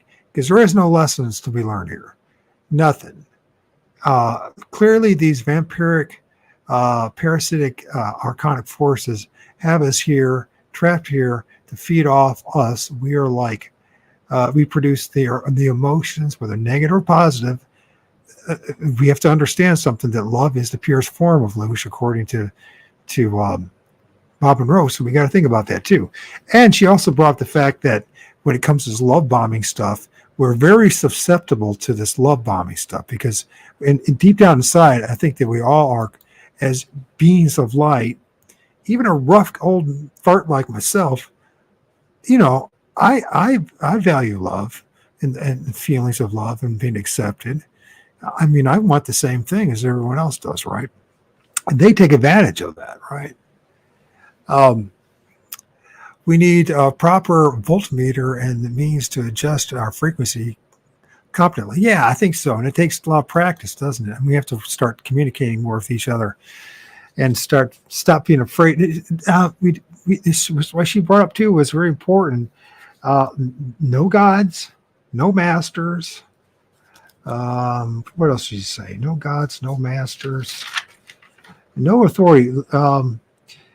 No spirit guides, no nothing. We need to learn to start really believing in ourselves for real and really become the sovereign entities that we truly are. We all know we are. The meat suit deceives us. It trips us up, right? Because of all the misfiring that's going on. This whole thing that we live in, this physical meat suit that we have, is so sinister. It's designed to keep you from ever even knowing who you really are. There's always something going on with the body, with the nervous system, with the brain, everything. And so we have to understand that this meat suit is tricking us, deceiving us, and convincing us to be something other than what we really are. We are not this meat suit. And deep down inside, we all know that. We don't need a religion for it. We don't need a God for that. We don't need an angel for that. We don't need a descended master for that. We don't need any of that. And it doesn't matter if the guy, I got friends who are atheists and they say, no way. And I say, well, whatever, that's up to you, man. I got friends that are atheists, like my friend that I deconstructed with, Jeff. There's no afterlife. That's it. And I'm like, okay, if that's what you want, you'll be shocked when you come on the other side or you have a lucid dream or astral project, you're going to find out there is something on the other side. If you're not prepared yourself, it's one thing to realize that organized religion is part of the matrix and it's part of the deception. It's another thing to realize what you're actually in and that there is something on the other side. This is not a religious thing. This is something that anybody can figure out, right? So anyways, I'm going to try to get back to my lucid dream thing, right? And this whole thing about the net. And one of the things I noticed about my dream, it's a fascinating dream. It's the most profound, one of the most profound experience. I've had some profound experiences, right? But this is one of the most profound experiences I have ever had in my life. Shocking. First of all, the bluish hues and purples involved with it. Going through the tunnel. When I was going through the tunnel, the first part of the tunnel was all the voices, all the people I've ever heard in my life, all the naysayers, all the people saying, come follow me, I have the way, I have the way. It's like heads and faces, popping out of this tunnel, right? So this tunnel, right? So I'm going through it, and there's all these, like all the constant messages that I've heard in this life and other people's previous lives and everything. I mean, you just imagine whatever it's been this. So that's the first part of it, right? And I had to learn to, in order to get through that, I had to totally deny everything, say no to everybody and everything what they were saying, right? I wasn't going to follow them. I didn't care what you thought about me and what they thought about me. I didn't care what they had to say. So I went through this tunnel, right? Now, this is not a tunnel of light. This is just a tunnel. And what would be a good image for that tunnel? Something like this. It's not exact, but something like this, right? So I'm going through a tunnel like this, but in the side of it are all these like entities, are people's voices, these naysayers, all these people who say, no, I have the right way. No, you're going to go to hell if you don't do what we say. You don't have the answer. You don't know what's going on, right? So, but then the second part of that tunnel then was all these scary entities, things that looked like Bigfoot and rakes and ghosts and dogmen and all these like cryptids and all that kind of stuff. So I think the thing to really learn from this stuff, like the Bigfoot and all that kind of stuff. I mean, I hear all sorts of nonsense, but the real thing is about facing your fears, right? First, there's a lot of things you got to face when you're on the other side, right? I think why we're here is to prepare ourselves to deal with that, right? If you ever gone to like a church or a religion or an institution and people love bomb you and you feel like you're really part of it, right? But as time goes on, the real motives behind the group really start to show up, right? And so then you're like, oh man, you get so disappointed. So what you need to do is in this life is develop this discernment and this resistance from the love bombing. Just because a group of people or a person makes you feel like, oh, this amazing, like finally someone's accepted me, that doesn't mean it's so, right? You need to work through that. You need to be say, and to use your discernment and say, you know what? I appreciate that you appreciate me, but we'll see what happens as time goes on. You know what I mean? Because honestly, love is an emotion. And those feelings, you can be tricked by in this reality, in this realm, on this side and the other side. This thing called love, this emotion, trips us up all the time. How many of us have been burnt from love? We loved somebody told us they loved us, and only in the end we're heartbroken from it. And I'm not being negative, I'm being honest about what's going on, right? I'm not saying, like, I truly love my son, right? But I also have to understand the fact that just because I love my son doesn't mean that he's not going to disappoint my expectations of him, right? And that he's not perfect, even though I see him as such, because he's my son and I'm biased. That doesn't mean that, my feelings, my emotions for my son, that doesn't mean that in the end of the day that should blind me from, say, his behavior or other things, right? You need to be able to discern and say, okay, listen, boy, my son, you're going down the wrong direction. You know what I mean? It's time. I think the only way to understand that, I think, is to have children or be in relationships. But I think those of us who know what I'm talking about will understand. So love is something that can be tricked. And the other side, you're going to be love bombed. So if you go to like a church or to an institution or a new job and everyone thinks you're the greatest thing in the world, and within a couple months you start to realize what's really going on, who these people are, and you realize, well, all those feelings that I felt so good about this situation, all that, and I really feel accepted, but the politics didn't show up, personality show up, all sorts of things. You gotta learn how to deal with all that kind of crap. So, and a lot of times we get ourselves in jobs and relationships or circumstances based on this thing called love that gets us in a lot of trouble. And on the other side, it's definitely going to be a case because the first time you're in your memory, because you've been memory swapped, when you're on the other side, you're going to be feeling this amazing feeling of finally being accepted in peace. And there's no more all the pains and the aches and pains of this meat suit. You're no longer confined into it, right? And something's like showing interest in you. And you're like, oh, wow, right? But the problem is those somethings on the other side, there's overwhelming evidence, are some things that they're deceiving us. They're pretending to be our parents or loved ones, Jesus, Allah, whatever it may be, whatever your heart's desires are, they're gonna go by that, right? They're gonna, go through your memory and see the things that you're focused on, and that's where they're gonna go after, right? So you go through this love bombing thing and all the different messages and all these things. You go this way, that way. Follow Allah, follow Jesus. You know what I mean? Follow Moses, Muhammad, whatever, and that's gonna lead you back into this tunnel of light, right? And it's something to be very concerned about. So then after that, in my lucid dream, then there was all these entities that I still have images with. I still vividly see in my head, right? Things that look like Bigfoot, and they're scary looking freaking things, right? They got fangs and all sorts of, they're monstrous looking things, right? How we would just define them. But you got to learn how to face those too. You're going to say, you know what? I'm not afraid of you. These are all just projections. These are a light show. You have no power over me. She talks about imagining having a bubble around you. And it's something that I do. I don't know if you guys do that. When I'm very conscious about things, I go through phases, right? And I'm not perfect at this. But this whole idea is like this imaginary force field, this bubble that surrounds you, and you literally get to the point that you believe in it, that nothing can penetrate it.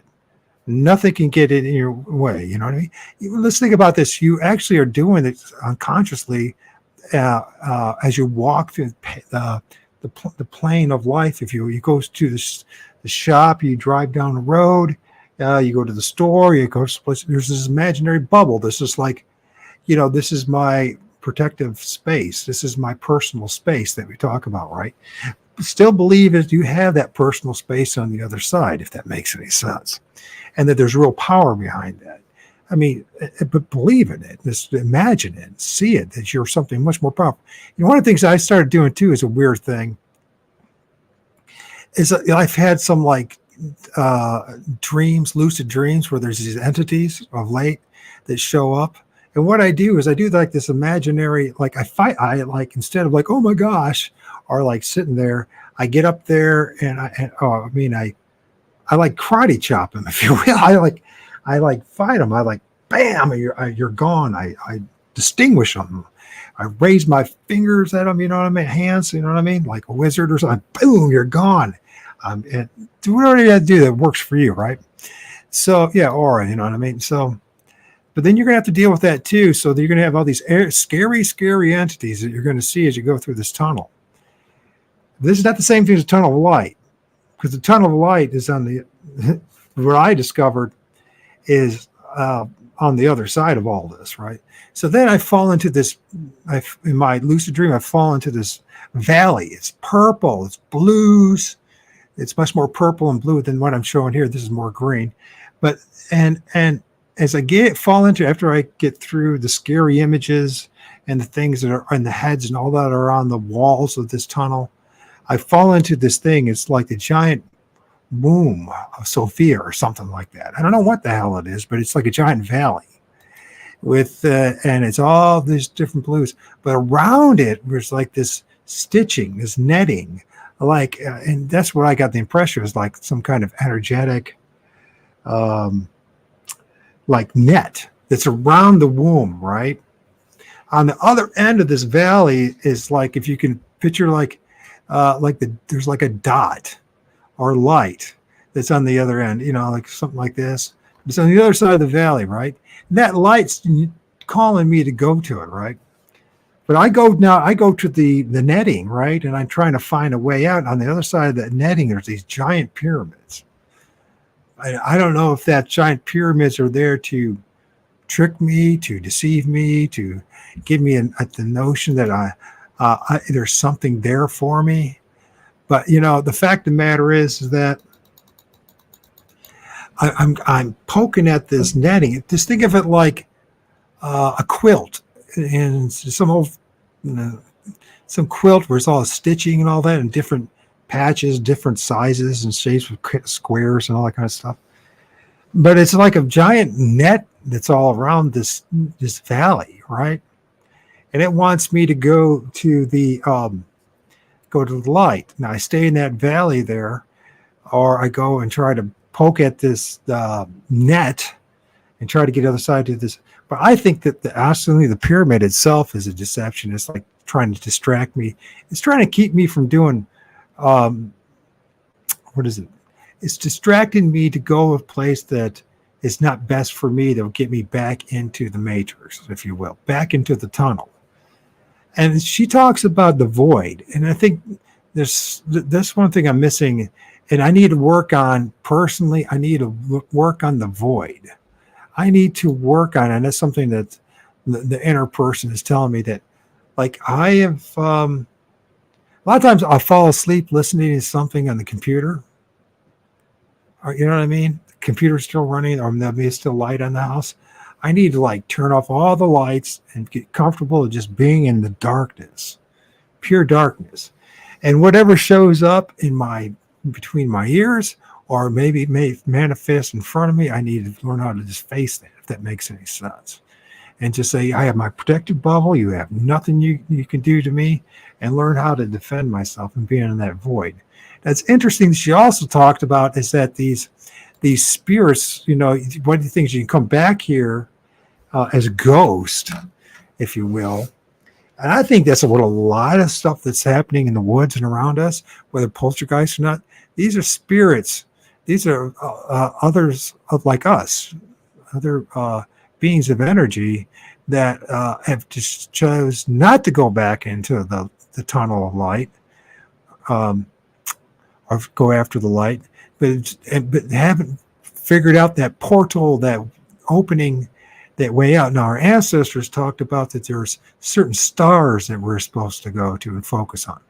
That could be the answer. I don't know. All I know is where I'm at now is I don't trust the light. I'm not going into that light, and I don't want to come back here. And I've seen, I've filmed this stuff. I've had certain, I've observed things. I've experiences that tell me that a lot of these entities that I see when I was doing my field research, is that these things are trapped entities, beings. The part of the matrix, some are actually part of the deception themselves, part of these entities that are out there to deceive us. But there's also other ones that are just like us that are stuck here. They're screwed. They're here. And it's not, I don't think they're like bad people. Yeah, the pyramid was and is not a mechanism for good. I totally agree with you. I mean, the pyramid, just look at it. The pyramid is symbolism. Pyramid, first of all, is this whole fascistic power structure. As above, so below, right? So that's what I was thinking. I was getting at. And she talks about, too, on the other side, right? They have these cities in the astral plane, in the astral realm, and that these cities are even more fascistic. And she talks about called this entity Satan, right? The adversary, these I don't know, these reptilian type beings. Which I filmed one. Well, I don't think going to Mars is a good idea, from what I filmed. Their fangs and everything. She talked about how more fascistic and even more totalitarian it is on the other side, right? So as above, so below. You see what's going on with all these, whether it's China or it's Rome or it's even Moscow, all these different empires, whereas Russia or the West with the Vatican and its monarchies, subordinate monarchies, it's all this whole control. You can see the matrix, right? They're trying to make it a total, absolute, full dominance, right? Control you in every aspect of your life in the physical realm. That's what's like in the spiritual realm, but even on steroids. So that's not a good thing. So there's that's one of the things we got to get used to as well, is that, we need to learn how to be our own person, not only in this world, and they're going to try to convince you that it's selfish, but it's not selfish. You're trying to find yourself again. This system that we're in, whether it's in the physical realm or the spiritual realm, they're trying to convince you that you have to be part of the whole, if you will. One in the wrong way, right? How do I say this? So what's his face? David Icke, he talks about you're a drop of water in the ocean, and we are the ocean. We're part of this being of energy, of this ultimate energy of consciousness is what it is, right? But that doesn't mean we are supposed to lose our sovereignty in all this. What the system wants us to lose all our sovereignty, just to be another brick in the wall, to be another brick in the pyramid, to just be part of the system and just go along with things.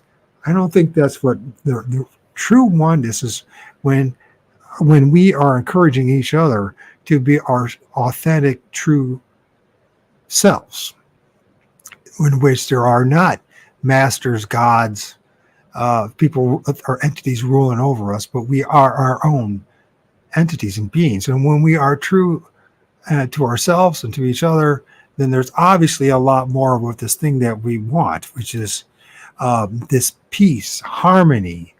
If you want to call it love, but just remember, love's emotion and it'll trick you. So, but wherever it is, there's respect for each other, for one's own personal well-being and who they really are. We're not out to control each other, to tell each other how we're supposed to live, right? So, if that makes any sense, so we're allowed to be our own authentic selves, part of the greater whole, but that part that's where we're talking about, where pure light, if that's what it is, I don't even know about that. I don't even know if that's the right way to say it.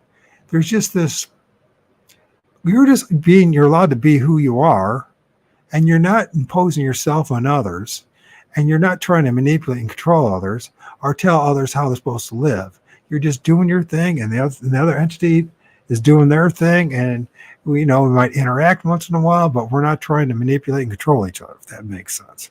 In this realm and in the astral plane, it's all about manipulating, controlling each other, right? You got to fall in line. You got to be part of this hierarchical structure in which you're bowing to something else. We're not supposed to bow to anything. That's what it comes down to. So that's how I'm seeing it. So, but anyways, it's back to this lucid dream thing, right? So I'm in this womb, and there's that net, and I'm trying to find a way out. I didn't quite find the way out, but I also had enough sense not to follow that light. It was on the other end of this great womb, like opening. This, I call it womb. This like valley, another side. There's light that's pulsating, wants me to come to. What I am at this point is I need to be able to be comfortable in the void, the darkness, and to be at peace and comfortable, which really in the end myself, right? If that makes any sense. Can I be okay being with myself? Or do I need to, in order to feel that I am something, I need to belong, be part of someone else? If that makes any sense. Did I speak? I don't know if I've showed this before or not in my talking. They probably have decided to war God at some point in time in the early creation and through the course of their own. Yeah, there's a lot of evidence that there was some kind of war that went on. And that's how this place was created, through this some kind of war in which this part of the turf was lost. They are where they have put themselves. Okay. So the thing is, I don't want to come back here. I don't know how you feel. I don't want to come back. I don't like this place. I don't. These things that I've seen on the other side, and the things that I've heard from other people have seen on the other side, is I don't trust them. There's no reason to trust them. They deceived us to come back here. She talks about soul contracts. All soul contracts we need to break, period. All soul contracts, any contract, we have to say is null and void, is force, coercion, and it's not legal. Just like it is here, right? And in this realm, right? If you're forced to sign a contract based on what is it called? Coercion, distress, then it's null and void. This is what happened to that gal, smart gal, doctor. She is forced to agree to this stuff and was forced, literally pushed into the vortex, right? So we don't want to do that. So we have to learn how to say no. We have to really learn how to say absolutely no. I'm not following anybody else's course but my own. If that makes any sense. I'm following my own course. And if I'm seeing that what people around me are trying to manipulate me to believe into something that clearly is not true, I have to stand up against it, right? I have to say, no, I'm not going to be part of that.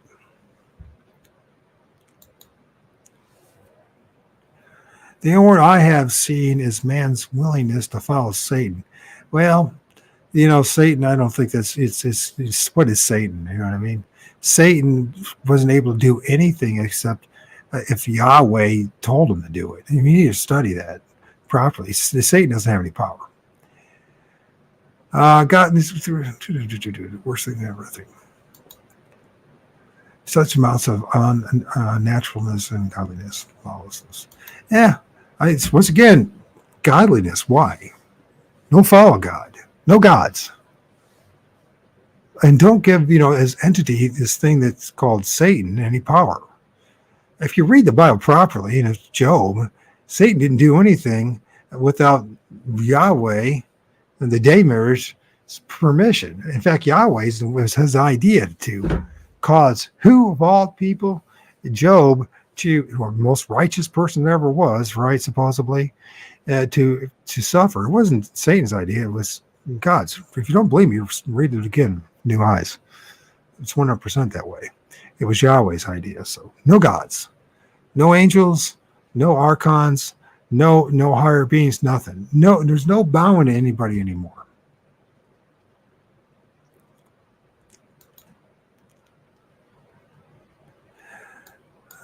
Maybe, except God, Satan, two sides of the same coin. Yeah, well, to me, that's what I say. I've been telling people for a long time. Well, listen, Satanism and Christianity are two sides of the same coin. So I mean, it's just like if you believe anything. Well, let's put it this way: it'd be a good idea to detach from anything that Bible says.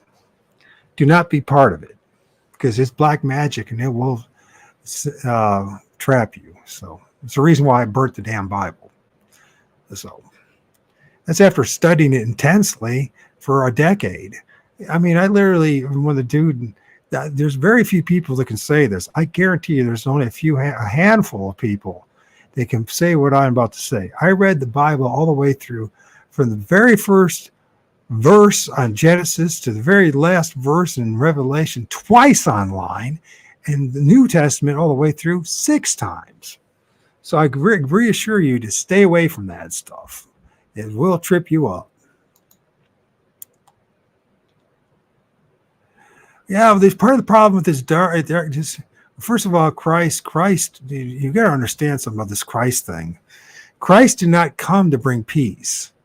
If you read it properly, what he says, I did not come to bring peace, but a sword to divide father from son, from mother-in-law from daughter-in-law. And he said, you cannot follow him unless you hate your family and you hate other people. I don't think that you want to be, after what we just got through talking, do not be hoping, if you are hoping to see something that's called Christ on the other side, or Jesus, that thing is going to lead you back into the light. That's what it's going to do. Yeah, I got the book, The Trivium, by the way. I used to know Jan Irving. Jan Irving was the first guy they ever introduced the Gnostic media is what it used to be called. This is not a decade ago. He's the first guy who ever interviewed me.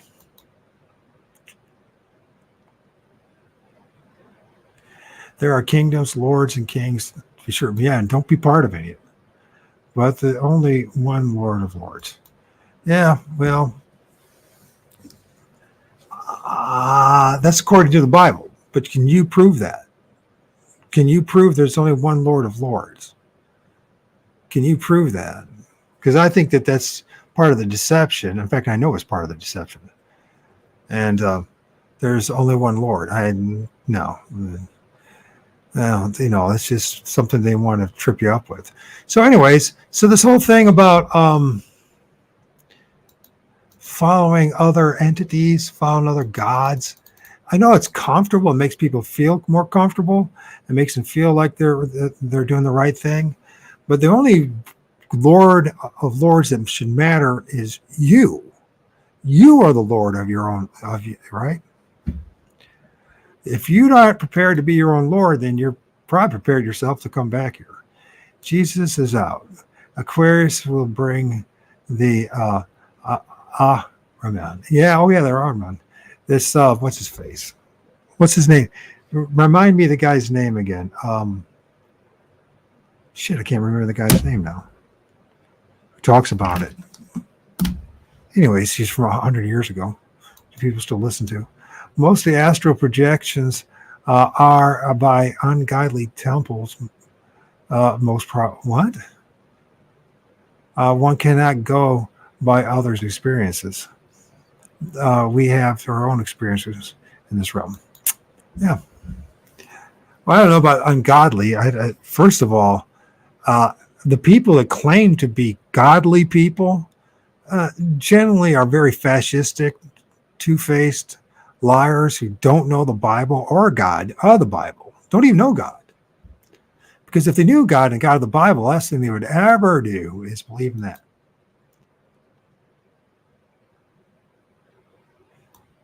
Well, it's up to you, man. I'm not going that way. You have your right to your things. To me, I know that there's no good shepherd called Jesus Christ or Christ Jesus. It's just something that I convinced myself and that other people try to convince me of. But when I really looked into it, there was nothing good. Nothing good ever happened with Jesus. If Jesus was so wonderful and so great, then why does he allow all the innocent children to suffer terribly who are innocent? You know what I mean? Terrible things. And if Christians really had any magical powers in the name of Jesus, why don't you all go over to these children hospitals and heal them? You aren't going to do that because it's not real. Jesus is an egregore. He's a false entity. He's a what am I going to say this? A mind projection, a thought form, an egregore. And everything in the name of Jesus has not been good. So it's funny. And the only people that are quote unquote helped are like the worst of the worst human beings, right? Are in the most desperate of situations. But in the end, it always ends up the same way. Just like every other of these forms of magic, when you are working with these dark spirits, there's always the end. And what happens in the name of Jesus? Families are destroyed, whole cultures are destroyed, people's lives are totally screwed up. And look at, there's supposed to be unity in the name of Jesus. And he said you would know that it was true if there was unity, right? And guess what? There's no unity in Christianity. Christianity has close to 48,000 different sects alone, in which the Christians can't unite at all. What who Jesus is, what Christianity is, who God is. Clearly, this is not the case. I've seen nothing but confusion and bickering and fighting and all sorts of lying and deception in the name of Jesus. I haven't seen anything that truly. I mean, I used to believe in it until I really seriously, really looked at myself and looked at what Christianity is, who Jesus is, and I realized this egregore called Jesus is just another deception. Now, I know it makes a lot of people upset, but I challenge anyone to prove me wrong. Don't just parrot what the Bible says. Prove that I am wrong, or that you're right, that Jesus is going to be your Savior and save you. Because the fact of the matter is, Jesus is not coming to save you. Jesus is well,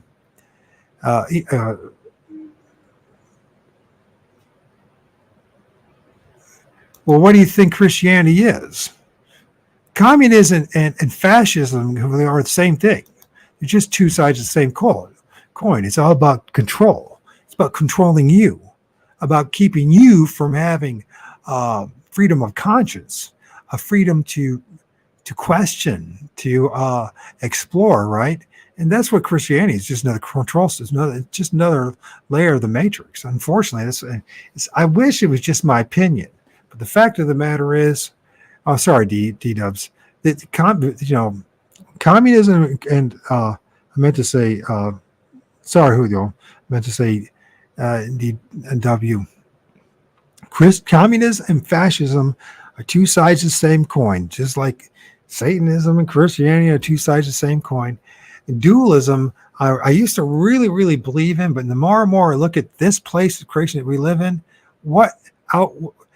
the darkness, negativity outweighs the light in this place. It really does.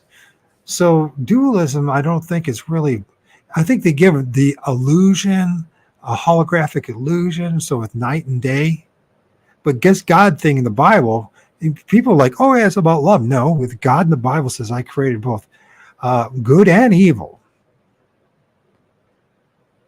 He created it, not Satan. Satan was just some lower form thing that was just doing the will of this demiurge, this entity, this thing. But even then, when you really look this stuff down and really break it down, this whole thing about Satan or God and focusing on one entity is a perfect example of scapegoating. So if you focus on Satan, you miss the big picture of all these archonic forces, all these beings all around us that are parasitically using us and exploiting us. So you're always focusing on one entity while missing what's really going on, this group, this collective of entities that are actually causing all the problems. It's just like God, right? I would just focus on this one thing, God, and this one thing. As long as I believe in the God and not in myself, then I'll be okay. But the problem is there's just overwhelming evidence that when you go to the other side and you're going to be waiting for Jesus or God or whatever, this light, and you go right back in here because this God doesn't give a shit about you. The God of this world, this creation, I'm not talking about the creator, the thing that's outside of this realm, if it is possible. And when I talk about creator, I'm not talking about an entity. I'm talking about a force, like super force or something like that. It's not something to be worshipped. It's not asking to be worshipped. It doesn't want to be worshipped. Okay? It's just as a force. It's not an entity. So, but the God of this thing, this realm, if it gave a shit about you, it would not allow us to be here in the first place. It wouldn't cause us to have this suffering and pain, this mindless suffering and pain. There's no point in it. What's the point in it? You're not learning anything. Oh, it's to choose it over what? Pain and suffering? Well, the thing all it's going to do is offer you the pain and suffering. It's overwhelming. The evidence is whatever people call as God is just oh,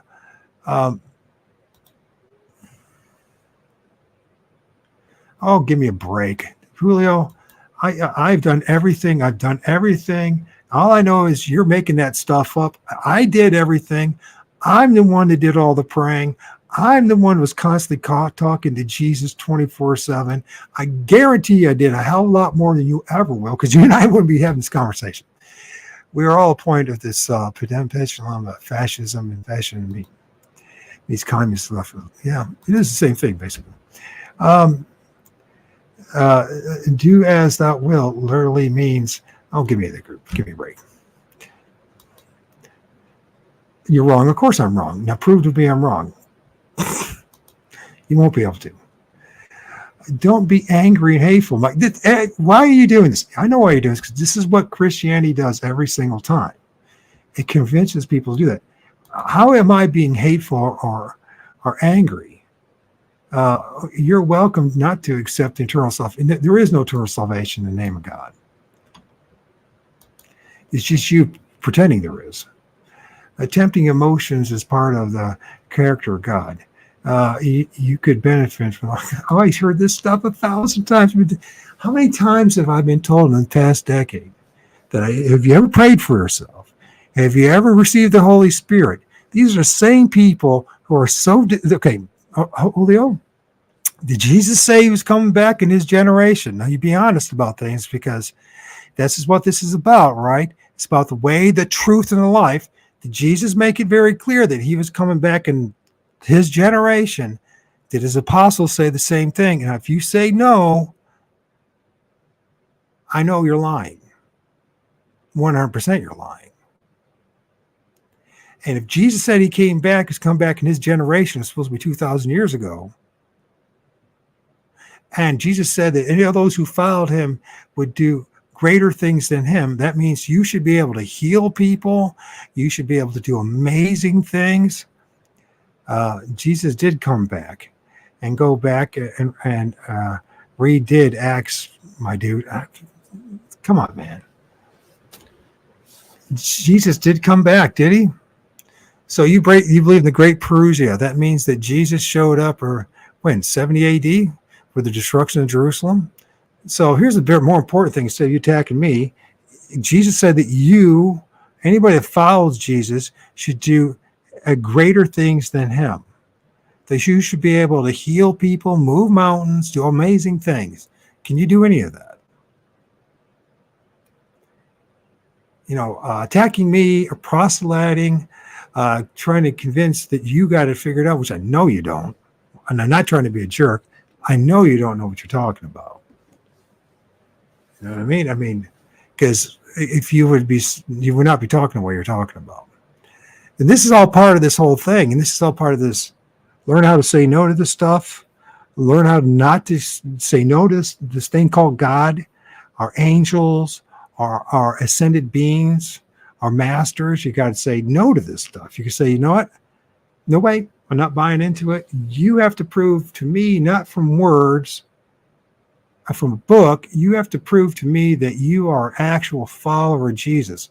So you should be able to do amazing things, like heal people, like go to the hospital and heal people, because that's what the promise is. And if you can't do it, then either Jesus is a lie and a liar, or you're a liar, or both. There's a third option.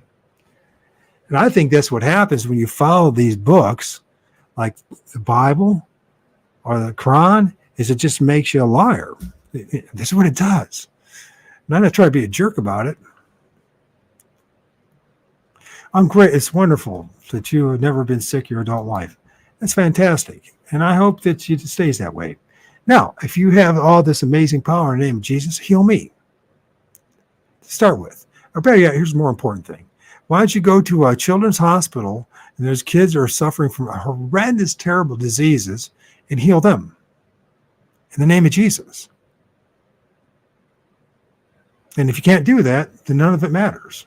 It's wonderful that you're never been sick yet, but that doesn't mean you're not going to get sick. How old are you, Julio? Are you in your 30s, 40s? How old are you? Because I was perfect health until I was 43 after the swine flu jab. So, how old are you? How old are you if you're in perfect health? And why are you in perfect health and other people are not? What makes you better than the child? What makes you better than that 4-year-old kid right now who's suffering from all these terrible diseases? Maybe it's cancer, whatever it may be, some genetic terrible disease. I mean, 44.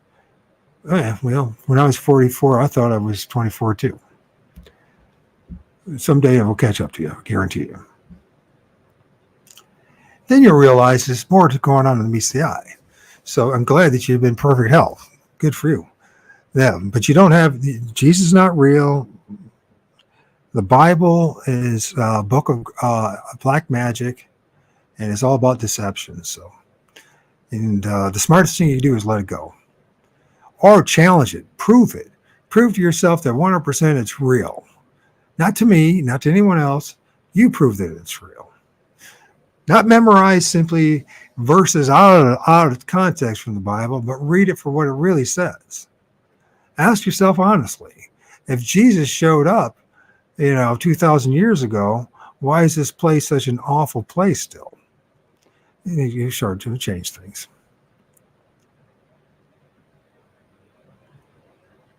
Yeah, I was doing the same thing. Good for you. I'm glad you take care of yourself. That's what you should do. Take care of yourself. Don't forget to take care of other people. But just remember something. Are you saying that you're better than that 4-year-old child who didn't ask for all the suffering and pain? Are you saying you're better than the 2-year-old? How about that? Are you better than, say, my niece who ended up being poisoned by the infant jibby jab back in the 1990s? And she is paralyzed from the head down for 18 years. Are you better than her? She didn't do anything wrong. Where's her protection? My mom was a devout Christian. She didn't do anything wrong. Shouldn't all that stuff been amazingly transferred to her granddaughter? No, it didn't. Because the problem is that Christianity is very narcissistic in a negative way. Now we're supposed to think about ourselves, yes, in the sense that we're supposed to fight against this system that we're under, right? But it made it very clear in this study that doesn't mean we don't care about each other. We should show compassion and empathy, and to be there for other people. That's not the same thing as saying, "Oh, I'm not going to be part of the matrix and the system, this system of deception," right? And you have to think the problem with Christianity does it turns you into a very narcissistic person, right? It's all about you, and you forget about everyone else. And the only power that you have in any day is try to convince people to follow the cult that you're wrapped in right now. But you have no answers to these people's problems. All you can say is that Jesus will fix it. Well, the problems, Jesus ain't going to fix it. And Jesus is going to wait on the other side to deceive you and everyone else. Oh, that's good. And you'll be coming back here. What are you talking about? Are you actually hearing voices? No, I'm not hearing voices. I'm just speaking the truth. And the truth is this, is that Jesus, this entity, this egregore, in the name of Jesus, billions of people's lives have been destroyed. Thousands of cultures have been extinguished. Billions of people's lives have been. Every person I know who follows Jesus, their families end up screwed up and destroyed. Endless terrible things are happening in the name of Jesus. And Jesus doesn't do a thing to stop any of it. None of it. That's because Jesus ain't real. He's part of the deception. You save your prayers. And I send it back 70 times back to you. You'll take that prayer and send it back to you and help you wake up. I don't need your prayers. I don't need a curse. Please don't curse me. I don't need any more than that.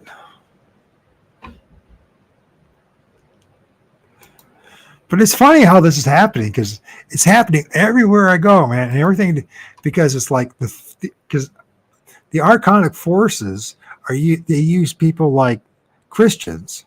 They used me at one time, or Mohammedists, or whoever, to try to sway me to come back into the matrix. I don't want to come back to the matrix. I want to leave the matrix. Sorry, I don't want to be part of anything of that. So, just like these ascended masters and these angels and Jesus, this is what I say to Jesus. Jesus, you're responsible for all the misery and under your name, and you've done nothing about it. So this is what I say to you, Jesus. Go screw yourself. You have no power, Jesus.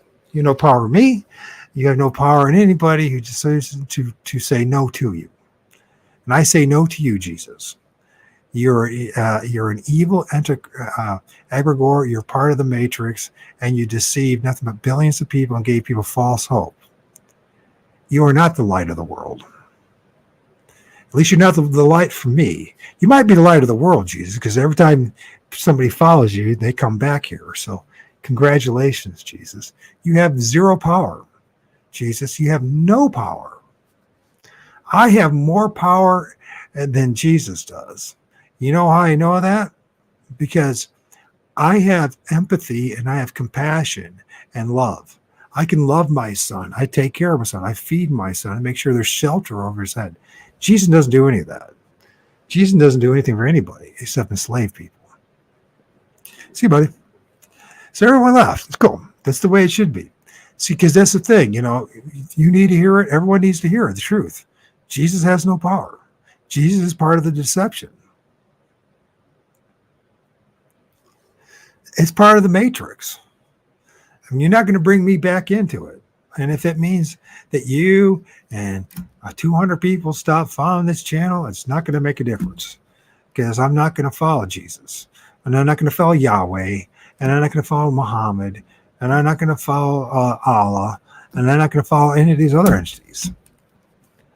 If they've had all the thousands and thousands of years to change things for the better, and they've done nothing to that. They've destroyed people's lives. And they're part of the matrix. And this is part of what I'm saying about saying no. This is part of the journey, right? Is being able to say no to this stuff, right? You got to say it. And then I don't hate Julio. I know where he's coming from. And I don't hate anybody else that believes in this stuff. I feel for you. I know that you're being incredibly deceived, 100% deceived, and all the weight of evidence is on my side, and it's not on your side. Anybody that follows Jesus, it's not on your side, it's on my side. And I noticed something, that when people follow Jesus, worse things happen. Just something to say, to think about. So anyway, so avoid these things. Like, there's another thing that's talked about was the stairway, right? Here's another thing. You hear a lot about this stuff in the woods. People will go in the woods and they'll end up like in some kind of vortex once again, or some kind of portal, or some kind of like things just change. They lose time and all that. And they'll find like a stairway in the middle of the woods. Got to avoid those stairways, because those stairways, stairway to heaven, they usually lead to a trap. So I think the only way to resist any of this stuff is to really say no to everything. I am not going to be part of any of this. I'm not going to be part of any movement. I'm not going to be part of any religion. I'm not going to follow any God.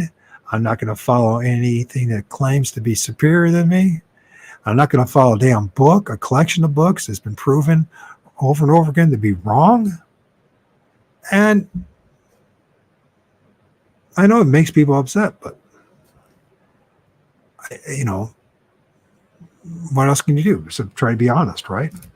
Try to make your amends. As part of things about this place is to make your amends. That's to say, no, I was wrong about this stuff when it came to Jesus and the Bible. And if you don't like me before it, or you don't want to be around me, then don't be around me. So with that, I think we've done this now for, it's going on 2.5 hours. Let's play some music. Those who stuck around, thanks. And as far as who you go, no hard feelings. I know where you're coming from.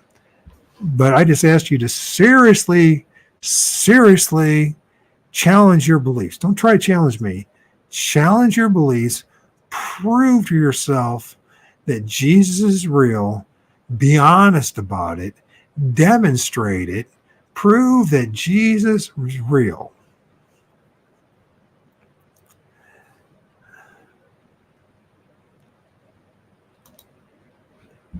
One more thing. I go for good, Mike. Okay, all right. At least stop talking about those drug prescriptions.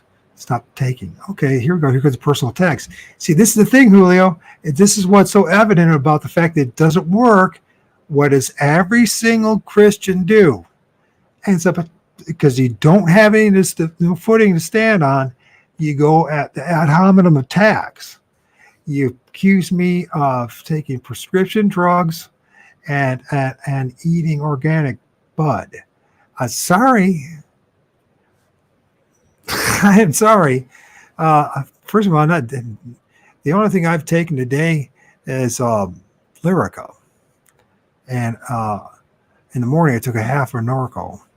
And it's now freaking, so I'm already having Jesus as King of Kings, Lord of Lords. Good for you. I hate all you want. And hey, I'm not hating you at all. I'm not the one attacking you, dude. You're the one attacking me. You're the one that's just got through attacking me. I didn't attack you. Darkness hates the light. I get you. Darkness hates the light, doesn't it? Satanic alchemy. Okay, now I really going. So yeah, that's amazing. Except for one thing. You're making the claim that Satan has more power than your God. That's what most Christians do. They say Satan has more power than God. Really? It's the God of this world, Satan. Until you really read about it and read it properly, and you realize, no.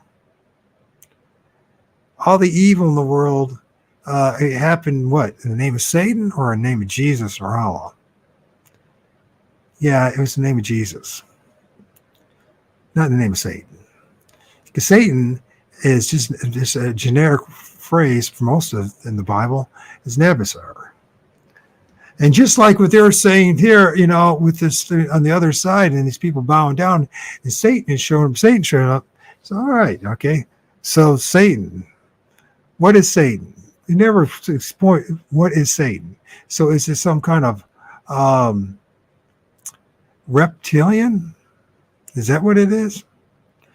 I mean, the more you look into this stuff, the more you realize these people probably in these cities on the other side of the astral belts or astral plane, these big cities, they're Christians, they're Muslims, and they're apparently Jesus didn't save them. Even when you think about the New Jerusalem, which is a box, literally with like a beehive, like where people would raise bees in one of those beehives, the boxes, and they have little openings and slits on the four sides that let them come in and out. It's just all another trap. It's just another deception. Why would anybody want to do that? So, no, I don't see any hope in the name Jesus. I see nothing but more deception. I know that it upsets people, but yeah, well, prove to everyone that Satan's a reptilian. Give us some examples. Give us evidence that Satan is you can't quote the claim, the book for the book. You have to actually give proof that Satan is a reptilian. So I think what has happened is, remember, these entities on the other side, they project themselves as anything other than they really are. So all these people are bowing down to this thing they call Satan and all afraid of it and all that. It's because, these entities want to present themselves as Satan, even though no one has any idea really what Satan looks like. Any more than anybody knows what Jesus looks like. Or Yahweh. Oh, there's consuming fire. That's nice. Consuming fire, kind of like the light. To go into the light, consuming fire, right? Or and on it goes. Or all it looks like, or anything else. No one knows what these things look like. Except, like the image that most people have of Jesus is the gay lover of an artist. I think it was Angelo. Michelangelo, was it? Or was it Da Vinci? One of the two. And anyways, it was a grandson of a pope. That's what most people's image of what Jesus is. Is that Jesus? How do you know it's going to be Jesus when you see the other side was Jesus? You're not going to know it's Jesus. How are you going to know it's going to be Satan when nobody really knows what Satan looks like? No one actually does. Because these are all scapegoats. See, these are all things for you to focus on outside of yourself.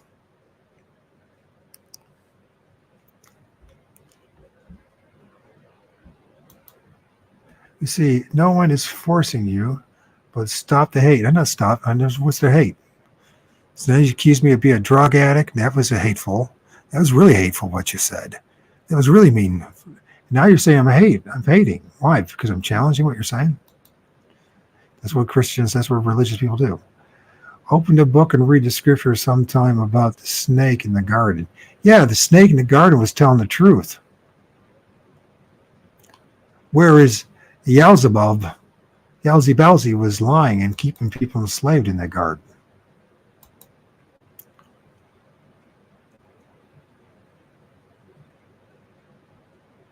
Oh, they might be seeing something that's demonic. I don't know. They are just trying to distract you. Gaslighting is a demonic spirit. Who's gaslighting? The snake woke them up. That's right. That's right. The snake is the one who actually did. You see, everything the law of reversal is applied all the way across the board, including the Bible. So they demonize the good guy and they glorify the bad guy. And of course, Christians always say the same thing. Stuff like, and I hate to say that because I don't want to attack you, Julio, but gaslighting, who's gaslighting you? So you accuse me of being a drug addict? You question if I'm lying, if you're lying. See, what else did you? I thought you were out too. You said you're going to be out. You're supposed to be able to do all these amazing things as a Christian, and you can't do any of it. I'm glad that you're healthy, at least physically. So the snakes woke them up. That's right. Someone is villain. Someone is villainous.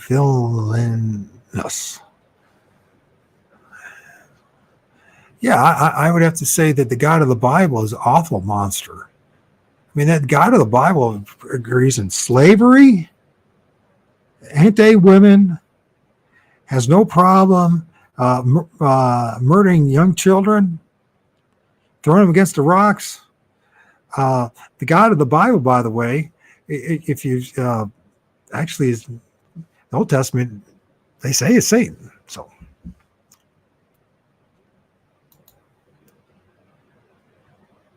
the reptilians drew us away from Satan, but you want the glorify. I don't know what you're saying. Why do I want to glorify Satan? It makes go on. You all have good night. Okay, I do plenty.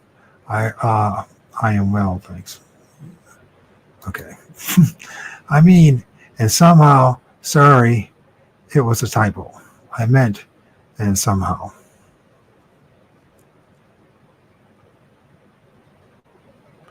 Yeah. So, I mean, clearly in the Bible, you read it properly, the serpent in the garden wasn't necessarily the bad guy. So, why was it so terrible to know of the knowledge of good and evil? And why did this God, because there's two creation stories, right? There's the one in Genesis 1, and there's the one in Genesis chapter 2. So chapter 1 has one story, the other one has Genesis 2. And the thing is, in Genesis 2, this God, Yahweh, he wanted that Adam and Eve to be enslaved in this garden. As long as they did everything, just as long as they didn't eat from the tree of the knowledge of good or evil, why would that be such a big deal? I'll tell you why, because if people would know that with good and evil, they would realize they're living in evil. This place is evil. And then they realize the God that created this place, the Damers, Yahweh, Yalza was Yalzi Balzi, whatever the hell I want to call him. He's the one that created this mess, this abortion of a thing, right? And that his all day was to create a slave race. That's what it is. But of course, Yahweh had to blame everyone else but itself. So, right? Like in the book of Job. So it wasn't Job's idea. It wasn't Satan's idea to tempt Job. It was Yahweh's idea. He's the one that said it. If you don't believe me, read Genesis chapter 1 and chapter 2 and try to disprove that it was not Yahweh's. And what was Yahweh's great idea? It said, okay, this is what I'm going to do. So I'm going to give you permission, Satan, because of course he doesn't want to dirty his own hands, right? So what he wants is to Satan go down there and to wipe out his family, his children, and his home, his livelihood, everything, and just have his life absolute misery, right? So he loses everything, right? But he never denied Yowzy Bowsy. And so in the end, what happened? He got what? 7 times more? Think about what's really going on here. The way dismissing his own children. It's like trying to say, okay, so Yowzy Bowsy shows up to me and says, as long as you don't, I'm going to have this Satan character because I don't want to dirty my own hands. I'm too busy. I'm going to have this Satan character do my bidding. So Satan, you go down and you tempt Michael Adams. You take away his son and everything, right? And as long as he doesn't deny me, I'll come back. I'll give him seven children instead of the son. As if my one son didn't matter. As if you can replace the one son with 7 new ones, right? As if human beings are like replacement. They're like items. They're like commodities. But that's how this system works. You are. That's what God sees you as a commodity. I'm only here until your next outburst, okay? Or fit against my Lord Jesus, the risen Spirit of God, whatever the hell that is. Speaking of the covenant, why make someone trial to see if they could murder their own son for you? why he do that to Abraham. Yeah. Well, Abraham, that's one sick story in its own right. When you think about it, Abraham, here's this dude. He's interacting with this entity. Can't make his mind if it's God or an angel. Red flags there, because whenever these angels show up, bad things are going to happen, right? And so this something possesses Abraham. Say, let's go up in the mountain. Let's make an altar and a burning altar, and let's put your son on there. And I want you to sacrifice him. You know what I mean? And so, okay, so he gets up there. Can you imagine the trauma that poor, so it was Abraham, Isaac. So what Isaac was going through, here he is, his own dad. He's hovering over him, some giant knife or whatever the hell it is. Maybe it was a rock. Who knows? And he's like, here's a scene, his own dad about ready to what? Unalive him, kill him? Think how sick that story is. It's really sick. But that shows love to this God, you see, because this God is a God of death and of deception and of misery and pain, because this is what his creation is all about, right? So, but he showed all, and so then this angel shows up and says, oh, stop. I got a better idea. There's a goat over there. Kill that instead. So as long as something's being killed, everything's great. It's beautiful, right? So there's this entity, and it's like, yeah, well, at least you're willing to kill your own son. So I'll tell you what, I'll give you the next best thing. We'll give you a goat to kill. This entity really loves to kill things and loves death and pain and suffering. And not only that, when you think about this, like Jesus, this is how much this God loves, right? So it's supposed to be his own begotten son, right? So with this God, his infinite wisdom and all the millions of other options he had, he said, you know what? This is what we're going to do. I'm going to send my only begotten son. And when he comes down here, you know what? We're going to, he's going to have one tough day, 24-hour period, right? But in that tough day, this is what's going to happen, my son. I'm going to have you whipped brutally with this, and all the flesh off your body be ripped off you and all this kind of stuff. And they're going to have you speared. I'm going to have you hung on a cross, and it spikes running through your wrists and your hands and your feet. And that will be atonement for all mankind. And as long as people believe in that brutal, nasty sacrifice, everything's okay. Just as long as people believe in that blood sacrifice, then everything's great. So this God had no other options, or could not think of any other options, except to literally torture, maim, and kill his son. Now, the funny thing about the whole thing is that Jesus was told that he wouldn't lose anything. So meanwhile, there's people who, there's like let's go back to the children. So there's some 4-year-old kid right now who's been suffering terrible, awful things, health issues and all that. Maybe he's been violated by his family, father or mother, aunt, uncle, whatever. Terrible things happen to him on a daily basis, being starved, they had terrible disease and all that. So literally you're suffering every single day, right?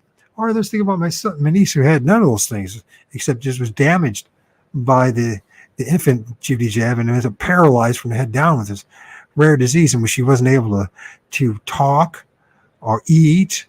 And she, all she could do is move her eyes and smile or maybe laugh or cry. That was it. All right. And I mean, I spent 8 years taking care of her every day, giving her bath, changing her diapers, changing her G-tube. Wasn't even my child, right? Taking her out to the park, watching people look at me and everyone judge. I could feel it. Is that your daughter? Or is this, people, women wouldn't even date me because of it, right? Because I was taking care of her. So this is how this wonderful thing. So I did that every day for 8 years. That's every day. I showed my love to my niece the first day than Jesus ever did for anyone else, except everyone else wants to make believe that Jesus is actually doing something for you. So it's like my buddy Eddie, who's a truck driver. He's a long distance truck driver, goes all over the country delivering all sorts of things, goods, foods, and everything. Eddie, like he says, I do more for people. I get no credit than Jesus ever did, because Jesus never did anything. It's just an illusion, man. And that's all designed to keep you to come back here. Jesus never did anything for anybody. Now, a lot of people lie about it and will claim about it and say that they amazingly were blessed where everyone else wasn't. But what about all the other people? What about my friend Jeff for 30 some years? A devout Christian, more devout than you'll ever be, or anyone else that I know of as far as a Christian. I mean, he knew that Bible he knows that Bible better than anyone. He was constantly praying in Jesus, God, and constantly recognizing him, constantly recognizing Jesus, always in his life, right? And in the end, what did he find out? The answer was that none of it was real. And there's billions of people that had the same experience. So why is it that some people Jesus gives a shit about, but other people he could care less about? I thought he's the Prince of Love and Peace, right? I mean, here's another shocking thing I discovered after my research. There's not one thing in the Old Testament that even talks about Jesus. Literally, not one. Then you start learning about Greek mythology and demigods. And what is Jesus? It's a demigod. What is a demigod? A demigod has a godlike father and a human mother. And then you start realizing this is just all make-believe. And here's the thing. It's very clear over and over again that the New Testament, that Jesus was supposed to come back in his generation, that all the judgment is supposed to happen on Jerusalem. And yet, for 1,700 years, the Christian church has tried to be evasive about it. And look at all the thousands of people named following Jesus who said the world was going to end yesterday, or a week ago, or a month ago, or 6 months ago, or a year ago, or 2 years ago, or 10 years ago. A lot of people are saying now that the 8th of April is supposed to be, there's supposed to be something going on at the heavens, eclipse and all that, and that's when Jesus is going to show up. And Jesus, once again, won't show up. So, I mean, Jesus is not supposed to be an author of confusion. Yet everybody that I hear who follows Jesus is extremely confused. Extremely confused. And the best they can do in the end is attack a person like me who's saying, listen, you're not speaking the truth. You know what I mean? You really don't know what you're talking about. That's sad, delusional. Yeah, Car's all right. So I'm sad and delusional. Thank you. See, here's the thing, right? But you're demonstrating what the Spirit of Christ does. It causes a person to do the complete opposite than what you're supposed to be doing, right? Since you really don't have any magical powers to heal anybody or make the world a better place through Jesus, all you can do is then go on ad hominem attacks, make false claims what the Bible doesn't say, claim that's make it say that Jesus is a magical man that can fix things and fix the world. If you just believe in what? Jesus. Well, I guarantee you, in fact, I don't even need to guarantee you. I have it documented. Whether it was my old channels that were taken down or newer ones, I have it documented that I've read the Bible all the way through twice online, which is more than I guarantee you did. New Testament twice, 6 times, that I'm constantly in prayer, constantly talking to Jesus, constantly saying, well, you know what? And in the end, you know what I discovered? Jesus was never there. And I think that's the greatest blessing of all I ever got, is that Jesus was never there. Because then that woke me up to the realization that I was totally deceived. under this terrible deception of what is called Jesus, this egregore, this entity that offers up false promises that bless some people as long as they keep on. Actually, there's no, they just claim that, right? But in the meantime, all the rest of the people, all the innocent children who have done nothing wrong, and then they'll say, oh, it's because it's curses of the family, generational curse and all that crap, right? And then you start realizing, you said, you know what? There is no Jesus, is there? There never was a Jesus. In fact, there's zero evidence, zero archaeological evidence, zero historical evidence that this entity, this egregore, this Greek demigod ever existed. There's zero evidence that it ever existed. I mean, zero. That the only evidence that you have, period, comes from the New Testament, and then in which there is not one single eyewitness to it. Not one. It's not even me making it up.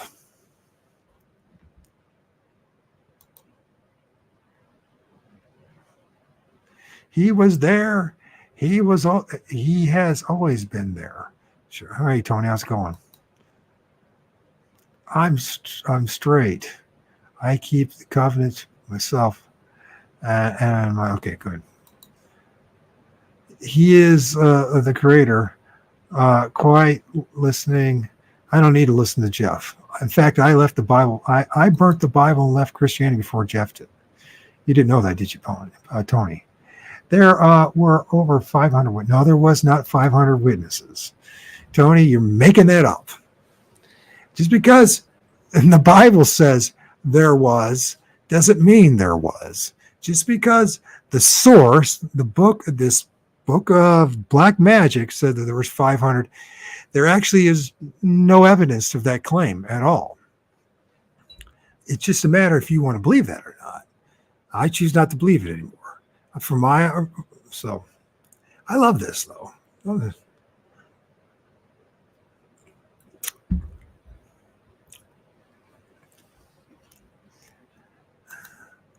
Unfortunately, my loved ones like yourself have failing health. I've had failing health for a long time, and I've done plenty of things, had plenty of prayers, and done plenty of things, and other people prayed for me, and nothing's happened. So the evidence is that it was written down by another. No, there's no evidence, Tony. Why are you lying? Why do you guys keep lying? There's no evidence that an eyewitness wrote it down. None. And there's no evidence. And I didn't need Jeff to figure that one out. As I said, I burnt the Bible and left the Christianity and Christ before Jeff did.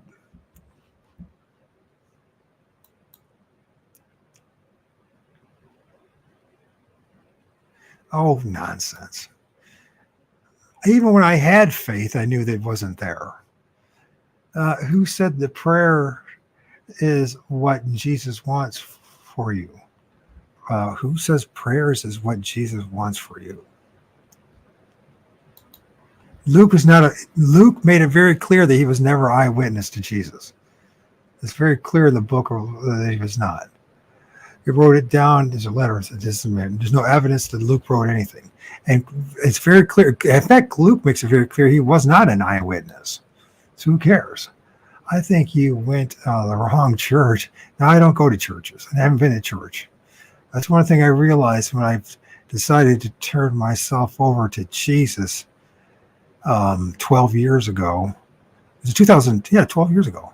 That I wasn't going to belong to church because I knew all organized religions were corrupt. So, yeah.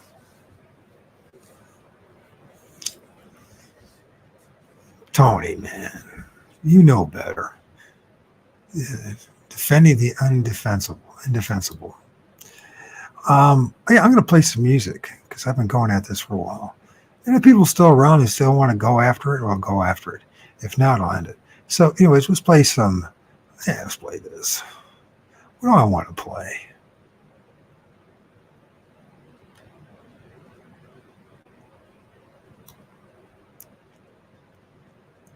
I think I want to play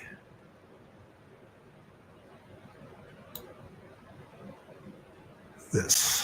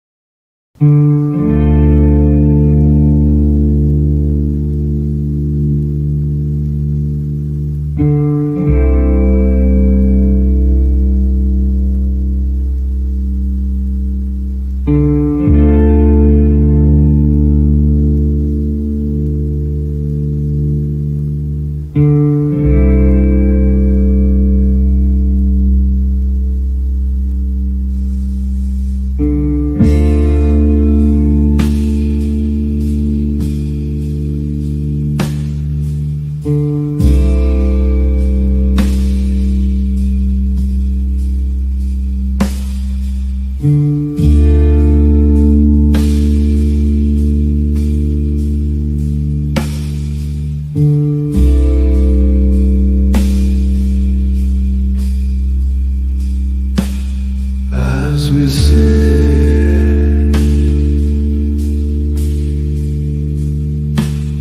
watching the fade, a glimmer of hope ignites.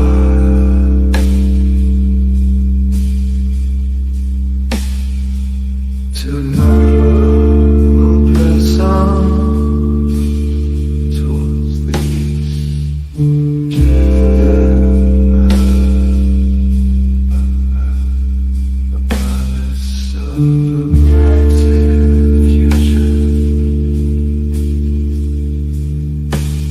But for now, we rest our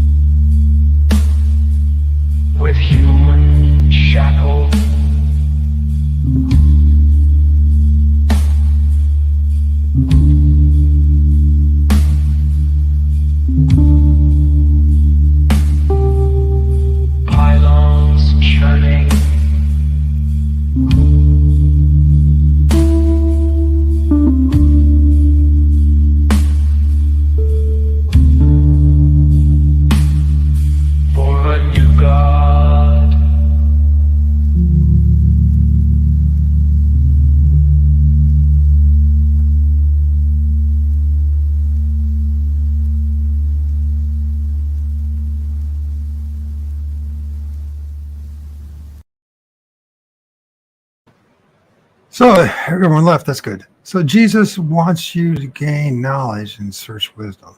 He wants you to give your heart and your soul to him. I'm not going to give it anything to him. Tony says, of course, they've left. Religion sucks for sure. I love Jesus with all my heart, though. It's too bad you never had that. I did have that. And it's too bad that you judged me. I used to play bass. I love a good bass song. That's nice. I used to play bass too, Tony. But you're gone.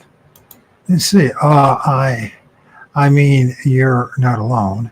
I was led by churches down my path, indoctrination and dogma. I don't belong to any religion and stop on them. Never was my issue. So, anyways, for those who will hear this, who have managed to get to this point, I want to thank Tony and Julio for allowing me to demonstrate the importance of saying no to this stuff. Say no to Christianity, to say no to religion, to say no to the matrix, and to say no to the deception that's called Jesus.